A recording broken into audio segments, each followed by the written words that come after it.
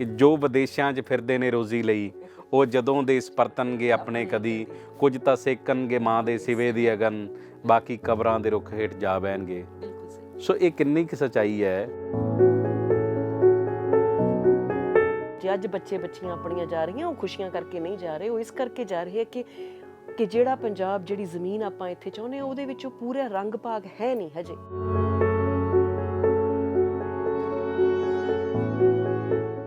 ਤੁਸੀਂ ਸਮਾਜਿਕ ਕੰਮ ਤਾਂ ਕਰਤੇ, ਤੇ ਕੀ ਤੁਸੀਂ ਸਿਆਸਤ ਵੱਲ ਵੀ ਆ ਰਹੇ?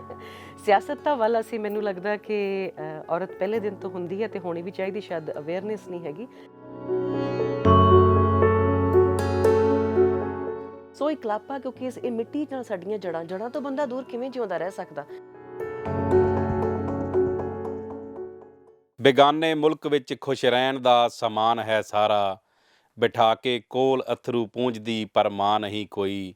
ਮੈਂ ਐਸੇ ਰਾਹ ਤਰਾਸ਼ੇ ਨੇ ਜਿਨ੍ਹਾਂ ਤੇ ਛਾਂ ਨਹੀਂ ਕੋਈ, ਕਿਤੇ ਵੀ ਬੈਠ ਕੇ ਦਮ ਲੈਣ ਜੋਗੀ ਥਾਂ ਨਹੀਂ ਕੋਈ। ਸਤਿ ਸ਼੍ਰੀ ਅਕਾਲ ਜੀ, ਤੁਸੀਂ ਦੇਖ ਰਹੇ ਹੋ ਦਾ ਅਨਮਿਊਟ ਤੇ ਮੈਂ ਹਾਂ ਤੇਜਿੰਦਰ ਫਤਿਹਪੁਰ।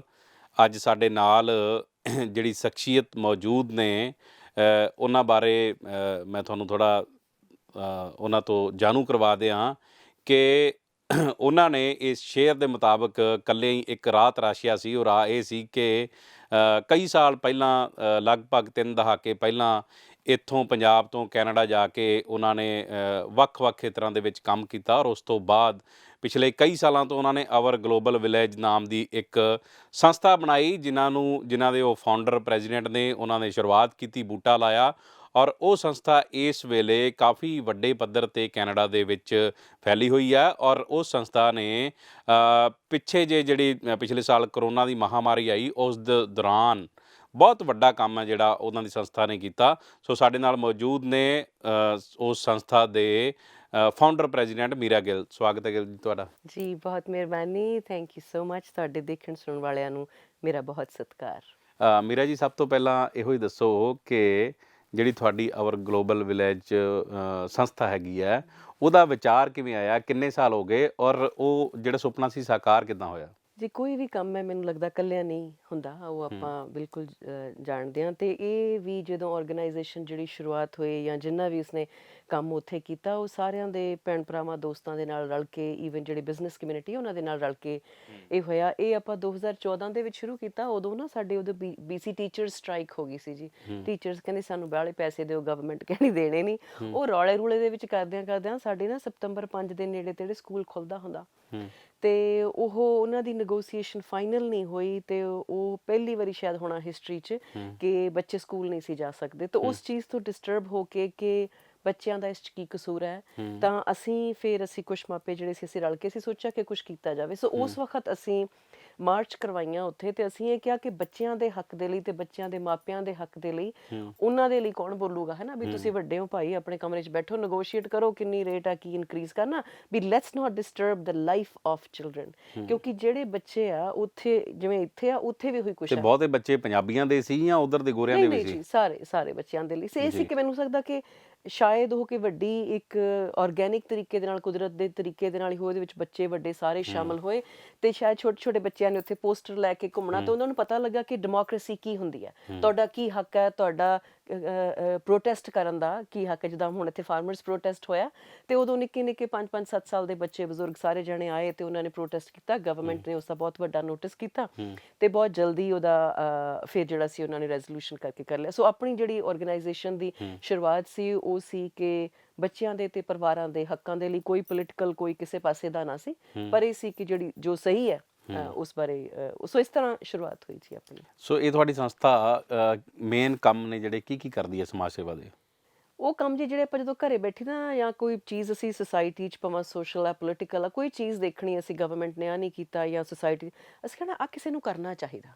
ਸੋ ਅਸੀਂ ਇਹੋ ਜਿਹੀ ਜਦੋਂ ਗੱਲ ਸੋਚੀ ਨਾ ਕਿ ਕਿਸੇ ਨੂੰ ਕਰਨਾ ਚਾਹੀਦਾ, ਫਿਰ ਅਸੀਂ ਉਹ ਰਲ ਕੇ ਸੋਚਿਆ ਵੀ ਜਿਹੜੇ ਉਹ ਛੋਟੇ ਛੋਟੇ ਦਾਇਰੇ ਦੇ ਵਿੱਚ ਕੰਮ ਕਰਨ ਵਾਲੇ, ਅਸੀਂ ਉਹ ਕਰਨਾ। ਭਾਵੇਂ ਅਸੀਂ ਪੈਰੈਂਟਿੰਗ ਦੀਆਂ ਵਰਕਸ਼ਾਪਸ ਲਾਈਆਂ, ਭਾਵੇਂ ਅਸੀਂ ਜਿੱਦਾਂ ਗ੍ਰੀਨ ਇਕੋਨਮੀ ਬਾਰੇ ਗੱਲ ਕੀਤੀ ਕਿ ਆਮ ਲੋਕਾਂ ਨੂੰ, ਪੈਰੈਂਟਸ ਨੂੰ ਜਾਗਰੂਕ ਕਰੀਏ ਕਿ ਪੋਲਿਟਿਕਸ ਦੇ ਵਿੱਚ ਕੀ ਫਰਕ ਪੈਣਾ ਜੇ ਗ੍ਰੀਨ ਇਕੋਨਮੀ ਆਉਂਦੀ ਆ, ਜਿਹੜਾ ਕਲਾਈਮੇਟ ਦਾ ਕਿੰਨਾ ਵੱਡਾ ਅਸਰ ਹੋ ਰਿਹਾ, ਕਿਸ ਤਰ੍ਹਾਂ ਉਹ ਬੱਚੇ ਤੋਂ ਲੈ ਕੇ ਬਜ਼ੁਰਗ ਤੱਕ ਉਸਦੀ ਇਨਫੋਰਮੇਸ਼ਨ ਹੋਣੀ ਚਾਹੀਦੀ ਹੈ। ਸਿਆਣਿਆਂ ਦੇ ਵਿੱਚ ਜਾਂ ਮਿਡ ਏਜ ਵੂਮਨ ਦੇ ਵਿੱਚ ਖਾਸ ਕਰਕੇ ਮੈਂਟਲ ਇਲਨੈਸ ਦੀ ਐਡੀ ਵੱਡੀ, ਕਿਉਂਕਿ ਅਸੀਂ ਵਿਚਾਰੇ ਉੱਥੇ ਕੈਨੇਡਾ ਦੇ ਵਿੱਚ ਇਕੱਲੇ ਜੀ ਜ਼ਿੰਦਗੀ ਜਿਉਂਦੇ ਆ, ਭਾਵੇਂ ਦਿਲੋਂ ਬਹੁਤ ਸੋਹਣੇ ਲੱਗਦੇ ਆ, ਜ਼ਿੰਦਗੀ ਖੁਸ਼ ਵੀ ਬਹੁਤ ਹੈ, ਪਰ ਨਾਲ ਦੀ ਨਾਲ ਉੱਥੇ ਜਿਹੜੀਆਂ ਆਈਸੋਲੇਸ਼ਨ ਦੀਆਂ ਇਸ਼ੂਜ਼ ਨੇ, ਉਸ ਨੂੰ ਬਜ਼ੁਰਗਾਂ ਦਾ ਖਿਆਲ ਕਿੱਦਾਂ ਰੱਖਣਾ। ਸੋ ਇਸ ਤਰ੍ਹਾਂ ਦੇ ਜਿਹੜੇ ਸੀਗੇ ਛੋਟੇ ਤੋਂ ਵੱਡੇ ਜਿਹੜੇ ਛੋਟੇ ਛੋਟੇ ਕੰਮ ਕਈ ਨੇ ਜੀ, ਉੱਥੇ ਸਾਡੇ ਗੈਂਗ ਦੀ ਬਹੁਤ ਗੈਂਗ ਵਾਇਲੈਂਸ, ਜਿਹੜੇ ਆਪਣੇ ਬੱਚੇ ਆ ਉਹ ਉੱਥੇ ਜਾ ਰਹੇ ਸੀ, ਉਹਦੇ ਵਿੱਚ ਇਨਵੋਲਵ ਹੋ ਰਹੇ ਸੀ, ਪੇਰੈਂਟਸ ਨੂੰ ਕਿਸ ਤਰ੍ਹਾਂ ਗਾਈਡ ਕਰੀਏ। ਸੋ ਇਸ ਤਰ੍ਹਾਂ ਦੀਆਂ ਵਰਕਸ਼ਾਪ, ਸੋ ਇਸ ਤਰ੍ਹਾਂ ਦੇ ਨਿੱਕੇ ਨਿੱਕੇ ਜਿਹੜੇ ਕੰਮ ਆ ਉਹ ਆਪਾਂ ਉੱਥੇ ਕਰਦੇ ਰਹੀ ਜਾਏ ਕਈ ਵਾਰ। ਅਸਲ 'ਚ ਤੁਸੀਂ ਕਿਹਾ ਕਿ ਜਿਹੜੀ ਚਮਕ ਦਮਕ ਹੈ ਉਹ ਦਿਖਦੀ ਹੈ NRIs ਦੀ, ਜਦੋਂ ਇੱਥੇ ਵੀ ਆਉਂਦੇ ਆ ਸਾਰੇ ਰਿਸ਼ਤੇਦਾਰਾਂ ਨੂੰ ਇਹ ਹੁੰਦਾ ਕਿ ਸਾਡੇ ਲਈ ਕੌਣ ਕੀ ਲੈ ਕੇ ਆਇਆ, ਪਰ ਉੱਥੇ ਜਿਹੜੀ ਅਸਲ ਜ਼ਿੰਦਗੀ ਹੈ ਜਿਸ ਤਰ੍ਹਾਂ ਆਪਾਂ ਦੇਖਦੇ ਹਾਂ, ਇਕਲਾਪਾ ਤੇ ਉਦਾਸੀ, ਬਿਲਕੁਲ ਇਹ ਕਿੰਨੇ ਕੁ % ਲੋਕਾਂ 'ਚ ਉੱਥੇ ਹੈਗੀ ਆ, ਖਾਸ ਕਰਕੇ ਉਹਨਾਂ ਜਿਹੜੇ ਇੱਥੋਂ ਪੇਰੈਂਟਸ ਜਾਂਦੇ ਨੇ ਜਿਨ੍ਹਾਂ ਦੇ ਬੱਚੇ ਉੱਥੇ ਸੈਟਲ ਹੋ ਜਾਂਦੇ ਨੇ? ਦੇਖੋ, ਜਿਹੜੀ ਮਿੱਟੀ ਤੋਂ ਦੂਰ ਹੋਣਾ ਨਾ, ਮੈਨੂੰ ਲੱਗਦਾ ਹੁਣ ਜੇ ਤੁਸੀਂ ਚੰਡੀਗੜ੍ਹ ਚੋਂ ਤੁਸੀਂ ਪਟਿਆਲੇ 2 ਦਿਨਾਂ ਬਾਅਦ ਮੁੜਦੇ ਹੋ, ਉਹ ਕੀ ਚੀਜ਼ ਹੈ ਜਿਹੜੀ ਖਿੱਚਦੀ ਹੈ ਨਾ। ਸੋ ਤੁਸੀਂ ਆਪ ਰੀਅਲਾਈਜ਼, ਪਰ ਤੁਹਾਡੇ 2 ਦਿਨਾਂ ਬਾਅਦ ਉਹ ਇਕਲਾਪਾ ਮੁੱਕ ਜਾਂਦਾ। ਸਾਡਾ ਜਿਹੜਾ ਹੁਣ ਮੈਂ ਤੁਹਾਨੂੰ ਦੱਸਦੀ ਵੀ 30 ਸਾਲਾਂ ਬਾਅਦ 30 ਸਾਲ ਹੋ ਗਏ ਖੈਰ ਆਈ ਜਾਈਦਾ, ਪਰ ਉਹ ਸਾਨੂੰ, ਅਸੀਂ ਐ ਨਹੀਂ ਵੀ ਦੂਜੇ ਦਿਨ ਅਸੀਂ ਆ ਜਾਈਦਾ। ਸੋ ਇਕਲਾਪਾ, ਕਿਉਂਕਿ ਇਹ ਮਿੱਟੀ ਨਾਲ ਸਾਡੀਆਂ ਜੜ੍ਹਾਂ ਤੋਂ ਬੰਦਾ ਦੂਰ ਕਿਵੇਂ ਜਿਉਂਦਾ ਰਹਿ ਸਕਦਾ, ਕਿੱਦਾਂ ਨਾ ਆਪਣੇ ਤੁਸੀਂ ਇੱਥੋਂ ਦੇ ਲੋਕ, ਮਾਹੌਲ, ਮਿੱਟੀ, ਈਵਨ ਜੇ ਤੁਰੇ ਕਿਸੇ ਨੂੰ ਨਹੀਂ ਵੀ ਜਾਣਦੇ, ਤੁਸੀਂ ਆਸੇ ਪਾਸੇ ਦੇਖੋ, ਔਰਤਾਂ ਨੇ ਸੂਟ ਸੋਹਣੇ ਪਾਏ ਭਾਈ, ਬੰਦਿਆਂ ਨੇ, ਪੰਜਾਬੀ ਵਾਲਿਆਂ ਨੇ ਕੱਪੜੇ ਪਾਏ, ਪੱਗਾਂ ਬੰਨੀਆਂ, ਪੰਜਾਬੀ ਬੋਲਦੇ ਆ, ਆਪਸ 'ਚ ਹਿੰਦੀ ਬੋਲਦੇ ਆ, ਤਾਂ ਉਹ ਇੱਕ ਜਿਹੜੀ ਆਵਾਜ਼ ਵੀ ਕੰਨਾਂ 'ਚ ਪੈਂਦੀ ਆ, ਉਹ ਇੱਕ ਜਾਣੀ ਪਹਿਚਾਣੀ ਹੈ ਜਿਸ ਦੇ ਨਾਲ ਤੁਹਾਨੂੰ ਸਕੂਨ ਆ। ਜੋ ਤੁਸੀਂ ਉੱਥੇ ਬਾਹਰ ਜਾਂਦੇ ਹੋ, ਹਾਂ ਅੰਗਰੇਜ਼ੀ ਆਪਾਂ ਨੂੰ ਸਾਰਿਆਂ ਨੂੰ ਬੋਲਣੀ ਉੱਥੇ ਆਉਂਦੀ ਹੈ, ਪਰ ਬਹੁਤੀ ਜਿਹੜੀ ਉਹਦੇ 'ਚ ਇੱਕ ਉਹਨਾਂ ਦੇ ਨਾਲ ਇੱਕ ਮੇਲ ਜਿਹਾ ਨਹੀਂ ਹੁੰਦਾ, ਉਹਦੇ ਨਾਲ ਇੱਕ ਜਿਹੜਾ ਜਿਹੜੀ ਮਾਂ ਦੀ ਜ਼ੁਬਾਨ, ਪੰਜਾਬੀ ਨੂੰ ਕਹਿੰਦੇ ਵੀ ਮਾਂ ਦੇ ਕੁੱਖੋਂ ਜਿਹੜੀ ਜ਼ੁਬਾਨ ਸੁਣੀ ਹੈ, ਉਹਦੇ ਨਾਲ ਹੀ ਤੁਹਾਨੂੰ ਨੀਂਦ ਆਉਂਦੀ ਹੈ, ਉਹਦੇ ਨਾਲ ਹੀ ਤੁਹਾਨੂੰ ਸੰਤੁਸ਼ਟੀ ਆਉਂਦੀ ਹੈ। ਤੇ ਉੱਥੇ ਜਿੰਨਾ ਮਰਜ਼ੀ ਸਾਡਾ ਆਪਣਾ ਹੈ, ਬਹੁਤ ਪਿਆਰ ਮੁਹੱਬਤ ਹੈ, ਅਸੀਂ ਉੱਥੇ ਬਹੁਤ ਆਪਣਾ ਵੀ ਨਿੱਘ ਬਣਾ ਲਿਆ, ਪਰ ਜਿਹੜਾ ਘਰ ਆ ਉਹ ਘਰ ਆ, ਇਹ ਸਾਡਾ ਘਰ ਆ। ਤੇ ਇੱਥੋਂ ਘਰ ਤੋਂ ਦੂਰ ਜਿਹੜਾ ਵੀ ਰਹੂਗਾ ਬੰਦਾ, ਉਹਦੇ ਲਈ ਇੱਥੇ ਤਾਂ ਹੁਣ ਜੇ ਤੁਸੀਂ ਕਹਿੰਦੇ ਜਿਹੜਾ ਸਬਜ਼ੀ ਵੀ ਦੇਣ ਆਉਂਦਾ ਉਹ ਵੀ ਜਾਣਦਾ ਆਪਣਾ ਨਾਂ, ਜਿਹੜਾ ਦੁੱਧ ਦੇਣ ਆਉਂਦਾ ਉਹ ਵੀ ਜਾਣਦਾ, ਹੈ ਨਾ। ਤੇ ਉੱਥੇ ਉਹ ਜਿਹੜੀਆਂ ਚੀਜ਼ਾਂ, ਆਪਣਤ ਦੀਆਂ ਜਿਹੜੀਆਂ ਚੀਜ਼ਾਂ, ਉਹ ਥੋੜਾ ਉੱਥੇ ਮਾਰਦੀਆਂ ਜੀ, ਬਿਲਕੁਲ ਮਾਰਦੀਆਂ ਉੱਥੇ।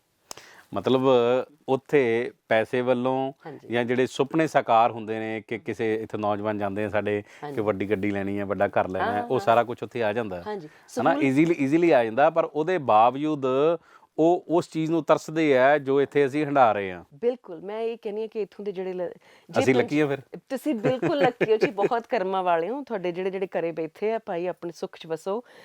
ਪਰਦੇਸ ਜਦੋਂ ਜਾਂਦਾ ਲੋਕੀ ਉਦੋਂ ਹੀ ਜਾਂਦਾ ਜਦੋਂ ਉਜਾੜੇ ਪੈਂਦੇ ਆ ਜਾਂ ਕੋਈ ਚੀਜ਼ ਖਿੱਚ ਕੇ ਲੈ ਕੇ ਜਾਂਦੀ ਹੈ। ਮੈਂ ਇੱਥੇ ਕੱਲ ਕਲਾ ਮੰਦਿਰ ਤੇ ਆਪਣੇ ਪੰਜਾਬ ਕਲਾ ਉੱਥੇ ਪ੍ਰੀਸ਼ਦ ਦੇ ਵਿੱਚ ਸੁਰਜੀਤ ਪਾਤਰ ਹੋਰਾਂ ਦੀ ਪ੍ਰਧਾਨਗੀ ਦੇ ਵਿੱਚ ਇੱਕ ਬੜਾ ਸੋਹਣਾ ਲੋਹੜੀ ਦਾ ਇਵੈਂਟ ਹੋਇਆ, ਮੈਂ ਉਹਦੇ ਵਿੱਚ ਵੀ ਗੱਲ ਕੀਤੀ ਕਿ ਮੈਂ ਕਿਹਾ ਜਦੋਂ 100 ਸਾਲ ਪਹਿਲਾਂ ਵੀ ਜਦੋਂ ਆਪਣੇ, ਹੁਣ ਆਪਾਂ ਜਿਨ੍ਹਾਂ ਨੂੰ ਬਜ਼ੁਰਗ ਕਹਿੰਦੇ ਆ ਜਾਂ ਗਦਰੀ ਬਾਬੇ ਕਹਿੰਦੇ, ਉਹ ਤਾਂ ਕੋਈ 14-16 ਸਾਲਾਂ ਦੇ ਗਏ ਸੀ, ਉਹ ਇਸ ਕਰਕੇ ਗਏ ਸੀ ਉਦੋਂ ਕਿਉਂਕਿ ਇੱਥੇ ਤੰਗੀਆਂ ਤੋਸ਼ੀਆਂ ਸੀ, ਤੇ ਉਹ ਕੋਈ ਉੱਥੇ, ਤਾਂ ਹੁਣ ਉਹ ਬਾਬੇ ਆਪਾਂ ਮੰਨਦੇ ਆ, ਪਰ ਉਹ 14-16 ਸਾਲਾਂ ਦੇ ਬੱਚੇ ਜਿਹੜੇ ਇੱਥੇ ਆਪਣੇ ਨੌਜਵਾਨ ਬੱਚੇ, ਉਹ ਜਾ ਕੇ ਉਹਨਾਂ ਨੇ ਉੱਥੇ ਗਈਆਂ ਤਾਂ ਕਿਹੜੀਆਂ ਖੁਸ਼ੀਆਂ ਉਹਨਾਂ ਨੂੰ ਮਾਰਦੀਆਂ ਸੀ ਆਵਾਜ਼ਾਂ। ਸੋ ਉਦੋਂ ਤੋਂ ਲੈ ਕੇ ਹੁਣ ਤੱਕ ਜੇ ਅੱਜ ਬੱਚੇ ਬੱਚੀਆਂ ਆਪਣੀਆਂ ਜਾ ਰਹੀਆਂ, ਉਹ ਖੁਸ਼ੀਆਂ ਕਰਕੇ ਨਹੀਂ ਜਾ ਰਹੇ, ਉਹ ਇਸ ਕਰਕੇ ਜਾ ਰਹੇ ਕਿ ਜਿਹੜਾ ਪੰਜਾਬ, ਜਿਹੜੀ ਜ਼ਮੀਨ ਆਪਾਂ ਇੱਥੇ ਚਾਹੁੰਦੇ ਹਾਂ, ਉਹਦੇ ਵਿੱਚ ਉਹ ਪੂਰਾ ਰੰਗ ਭਾਗ ਹੈ ਨਹੀਂ ਹਜੇ। ਮਨ ਦਾ ਸਕੂਨ ਜ਼ਰੂਰ ਹੈ, ਪਰ ਕੋਈ ਜਿਹੜੀਆਂ ਇੱਕ ਫਾਈਨੈਂਸ਼ੀਅਲ ਸਿਕਿਉਰਿਟੀ ਦੀ ਜ਼ਰੂਰਤ ਹੈ, ਜੌਬਸ ਹੈ ਨਹੀਂ, ਜਾਂ ਕੁਛ ਨਾ ਕੁਛ ਇੱਥੇ ਇਸ਼ੂ ਆ, ਉਹਨਾਂ ਨੂੰ ਭੱਜਣ ਜਾਂਦੇ ਹਾਂ ਅਸੀਂ।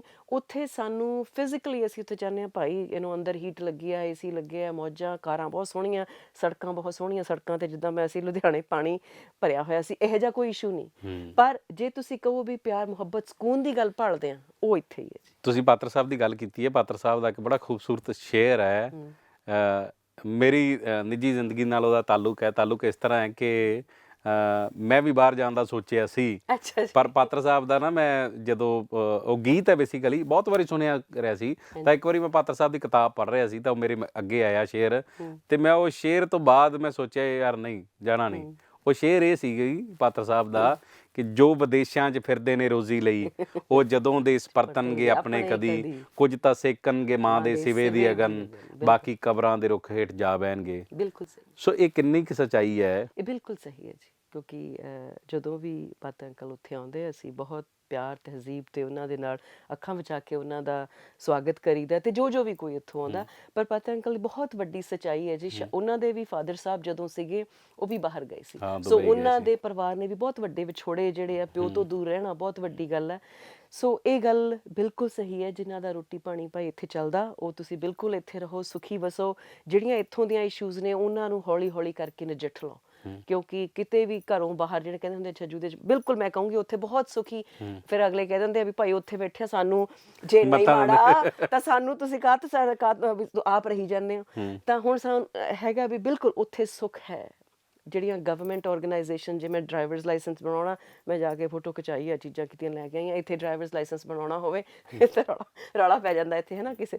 ਸੋ ਉਹ ਜਿਹੜੀਆਂ ਇੱਕ ਐਡਮਿਨਿਸਟ੍ਰੇਸ਼ਨ ਹੈ, ਜਿਹੜੀ ਪਬਲਿਕ ਸਰਵਿਸ ਹੈ, ਉਹ ਬਹੁਤ ਵਧੀਆ ਜੀ ਉੱਥੇ। ਉਹ ਕਿਤੇ ਪੋਲੀਟੀਕਲੀ ਬਾਇਸ ਨਹੀਂ ਤੇ ਕੋਈ ਉਹਦਾ ਰੌਲਾ ਰੱਪਾ ਨਹੀਂ। ਉਸ ਕਰਕੇ ਜਿਹੜੀ ਹੈ ਜ਼ਰੂਰੀ ਬਹੁਤ ਵਧੀਆ, ਲਾਅ ਐਂਡ ਆਰਡਰ ਉੱਥੇ ਬਹੁਤ ਵਧੀਆ। ਉਹ ਦੋ ਚਾਰ ਚੀਜ਼ਾਂ ਜੇ ਇੱਥੇ ਆਪਾਂ ਪੋਲੀਟੀਕਲੀ ਅਵੇਅਰ ਹੋ ਕੇ ਸਾਰੇ ਜਾਣੇ ਇੱਥੇ ਠੀਕ ਕਰ ਲੈਂਦੇ ਹਾਂ ਤਾਂ ਘਰ ਵਰਗਾ ਕੋਈ ਆਰਾਮ ਜੀ ਪੰਜਾਬ ਵਰਗੀ ਕੋਈ ਥਾਂ ਨਹੀਂ। ਮੈਂ ਸਿਆਸਤ ਤੇ ਆਉਣਾ ਬਾਅਦ 'ਚ, ਪਰ ਪਹਿਲਾਂ ਮੈਨੂੰ ਇਹ ਦੱਸੋ ਕਿ ਤੁਹਾਡੀ ਸੰਸਥਾ ਹੁਣ ਤੱਕ ਕਿਹੜੇ ਵੱਡੇ ਕੰਮ ਕਰ ਚੁੱਕੀ ਆ, ਔਰ ਕਰੋਨਾ ਦੇ ਦੌਰਾਨ ਤੁਹਾਡੀ ਸੰਸਥਾ ਨੇ ਕੀ ਕੀਤਾ? ਜੀ ਪਹਿਲਾਂ ਆਪਾਂ ਕੁਝ ਗੱਲਾਂ ਕੀਤੀਆਂ ਜਿਹੜੀਆਂ ਆਪਾਂ ਹੋਰ ਵੀ ਬਹੁਤ ਹੈ, ਮੈਨੂੰ ਲੱਗਦਾ ਵਕਤ ਨੂੰ ਰਿਸਪੈਕਟ ਕਰਦੇ। ਮੈਂ ਹੁਣ ਖਾਸ ਕਰਕੇ ਕੋਵਿਡ ਵੇਲੇ ਦੀ ਗੱਲ ਕਰ ਲੈਂਦੇ ਹਾਂ। ਜਦੋਂ ਕੋਵਿਡ ਹੋਇਆ ਨਾ ਜੀ ਮਾਰਚ ਦੇ ਵਿੱਚ, ਮਾਰਚ 15 ਨੂੰ ਬੰਦ ਜਾ ਹੋ ਗਏ, ਤਾਂ ਸਾਡੇ ਉਦੋਂ ਸੀ N95 ਮਾਸਕ, ਜਿਹਦੇ ਵਿੱਚ 95% ਕਹਿੰਦੇ ਆ ਭਾਈ ਸ਼ੋਰਿਟੀ ਹੈ ਵੀ ਤੁਹਾਨੂੰ ਜਿਹੜੀ ਉਹ ਹਵਾ ਕ੍ਰਾਸ ਨਹੀਂ ਹੈ ਨਾ ਵੀ ਮਤਲਬ ਕੋਈ। ਤਾਂ ਉਦੋਂ ਇਹ ਕੀ ਸੀ, ਸਾਰੇ ਜਾਣੇ, ਹੁਣ ਸਾਡੇ ਕੋਲ ਉੱਥੇ ਪੈਸੇ ਬਹੁਤ ਹੈ ਸਾਰਿਆਂ ਕੋਲ, ਤਾਂ ਸਾਰੇ ਭੱਜ ਪਏ ਹੋ N95 ਲੈਣ ਨੂੰ। ਤਾਂ ਗੱਲ ਕੀ ਹੋਇਆ ਕਿ ਜਿਹੜੇ ਮੈਡੀਕਲ ਫੀਲਡ ਦੇ ਵਿੱਚ ਫਰਸਟ ਰਿਸਪੋਂਡੈਂਟ ਆ, ਜਿੱਦਾਂ ਨਰਸਿਸ ਐਂਡ ਵਟਐਵਰ ਐਲਸ, ਉਹਨਾਂ ਦੇ ਲਈ ਮੁੱਕ ਗਏ ਹੈ ਨਾ ਉਦੋਂ ਬਹੁਤ ਜ਼ਿਆਦਾ। ਤਾਂ ਫਿਰ ਆਪਾਂ ਗਵਰਨਮੈਂਟ ਨੇ ਸਾਰਿਆਂ ਨੇ ਕਿਹਾ ਵੀ ਤੁਸੀਂ ਆਪਣੇ ਘਰ ਦੇ ਮਾਸਕ ਜਿਹੜੇ ਦੂਸਰੇ ਵਰਤੋ। ਫਿਰ ਕਿਤੇ ਨਹੀਂ ਸੀ ਉਦੋਂ, ਚਾਈਨਾ ਹਜੇ ਉਦੋਂ ਆਉਂਦਾ ਨਹੀਂ ਸੀ ਉਹਨਾਂ ਨੂੰ ਬਣਾਉਣੇ ਹਜੇ ਮਾਸਕ।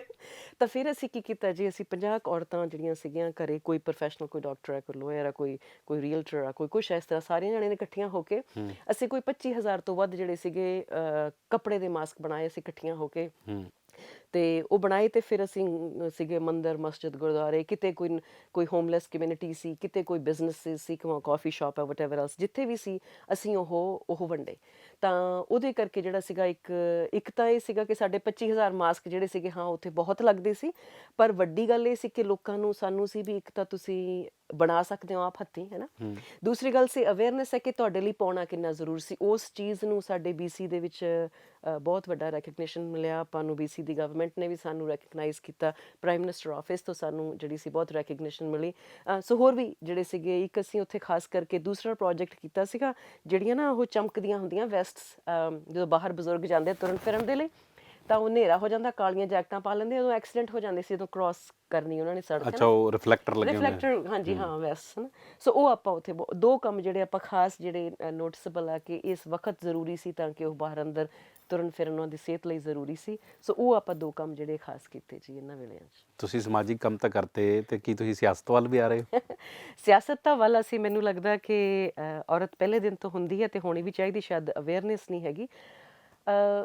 ਹਾਂਜੀ, ਮੈਂ ਹਰ ਔਰਤ ਨੂੰ ਕਹਿੰਦੀ ਹਾਂ ਕਿ ਸਿਆਸਤ ਵੱਲ ਕਦਮ ਚੱਕੋ, ਪਰ ਸਿਆਸਤ ਤੋਂ ਪਹਿਲਾਂ ਸਮਾਜ ਨੂੰ ਸਮਝਣਾ ਜ਼ਰੂਰੀ ਹੈ, ਕਿਉਂਕਿ ਔਰਤ ਨੂੰ ਆਪਾਂ ਘਰ ਦੇ ਦਾਇਰੇ ਦੇ ਵਿੱਚ ਜ਼ਿੰਦਗੀ ਪ੍ਰੋਟੈਕਟ ਕਰਕੇ ਰੱਖਦੇ ਹਾਂ ਨਾ। ਮੇਰੇ ਵਰਗਾ ਬੰਦਾ ਕਦੇ ਇੱਥੇ, ਜਦੋਂ ਮੈਂ ਇੱਥੇ ਸੀ 20 ਸਾਲ, ਸਮਾਜ ਸੇਵਾ ਦਾ ਤੇ ਸਿਆਸਤ ਦਾ ਅਸਲ 'ਚ ਵਿੱਚ ਸੁਮੇਲ ਹੈ, ਹੋਣਾ ਚਾਹੀਦਾ, ਹੈ ਨਹੀਂ ਗਾ ਜੀ, ਹੋਣਾ ਚਾਹੀਦਾ। ਮੈਂ ਇਹ ਗੱਲ ਕਹਿੰਦੀ ਹਾਂ ਕਿ ਮੈਨੂੰ ਲੱਗਦਾ ਕਿ ਸਿਆਸਤ 'ਚ ਤੁਸੀਂ ਪਾਲਿਸੀਜ਼ ਬਣਾਉਣੀਆਂ, ਜੇ ਤੁਹਾਨੂੰ ਜ਼ਮੀਨ ਦਾ ਸੱਚ ਨਹੀਂ ਪਤਾ ਤਾਂ ਤੁਸੀਂ ਕਿਹੜੀਆਂ ਪਾਲਿਸੀਜ਼ ਬਣਾ ਰਹੇ ਹੋ।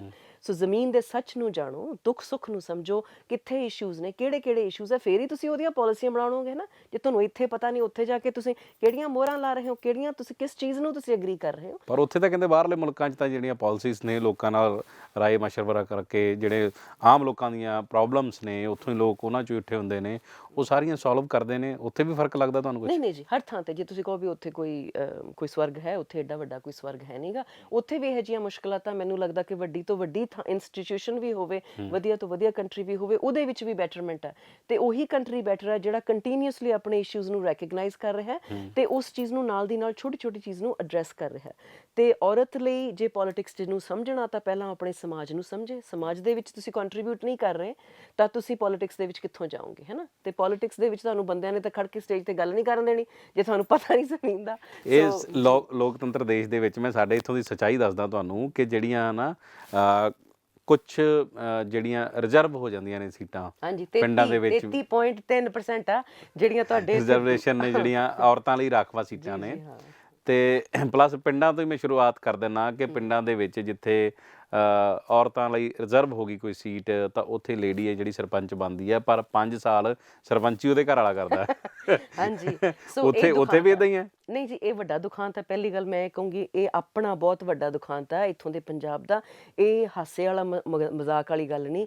ਇਹ ਆਪਾਂ ਨੂੰ ਬੰਦਿਆਂ ਨੂੰ ਵੀ ਫਿਕਰ ਹੋਣਾ ਚਾਹੀਦਾ ਵੀ ਕਿਉਂ ਅਸੀਂ ਆਪਣੀਆਂ ਬੱਚੀਆਂ ਨੂੰ ਇੰਨਾ ਕਾਬਲ ਨਹੀਂ ਬਣਾ ਰਹੇ ਕਿ ਉਹਨਾਂ ਦੀ ਜ਼ਬਾਨ ਤੁਸੀਂ ਬੋਲਦੇ ਹੋ, ਹੈ ਨਾ। ਸੋ ਮੈਨੂੰ ਲੱਗਦਾ ਕਿ ਇਹ ਲਾਹਨਤ ਹੈ ਆਪਣੇ ਆਪ ਤੇ। ਜਦੋਂ ਕੋਈ ਜਿਹੜੇ ਵੀ ਬੈਠੇ ਸੁਣਦੇ ਆ, ਜਿਹੜੇ ਪੰਚ ਆ, ਸਰਪੰਚਣੀਆਂ ਪੰਚਣੀਆਂ, ਉਹਨਾਂ ਨੂੰ ਕਹੋ ਕਿ ਆਪਣੀ ਜ਼ਬਾਨ, ਆਪਣੇ ਜਿਹੜੇ ਇੱਥੋਂ ਦਾ ਸਮਾਜ ਆ, ਉਸ ਨੂੰ ਉੱਚਾ ਕਰੋ, ਤਾਂ ਕਿ ਇਹ ਗੱਲ ਜਿਹੜੀ ਆਮ ਆਪਾਂ ਜਾਣਦੇ ਆ ਇਹ ਨਾ ਹੋਵੇ।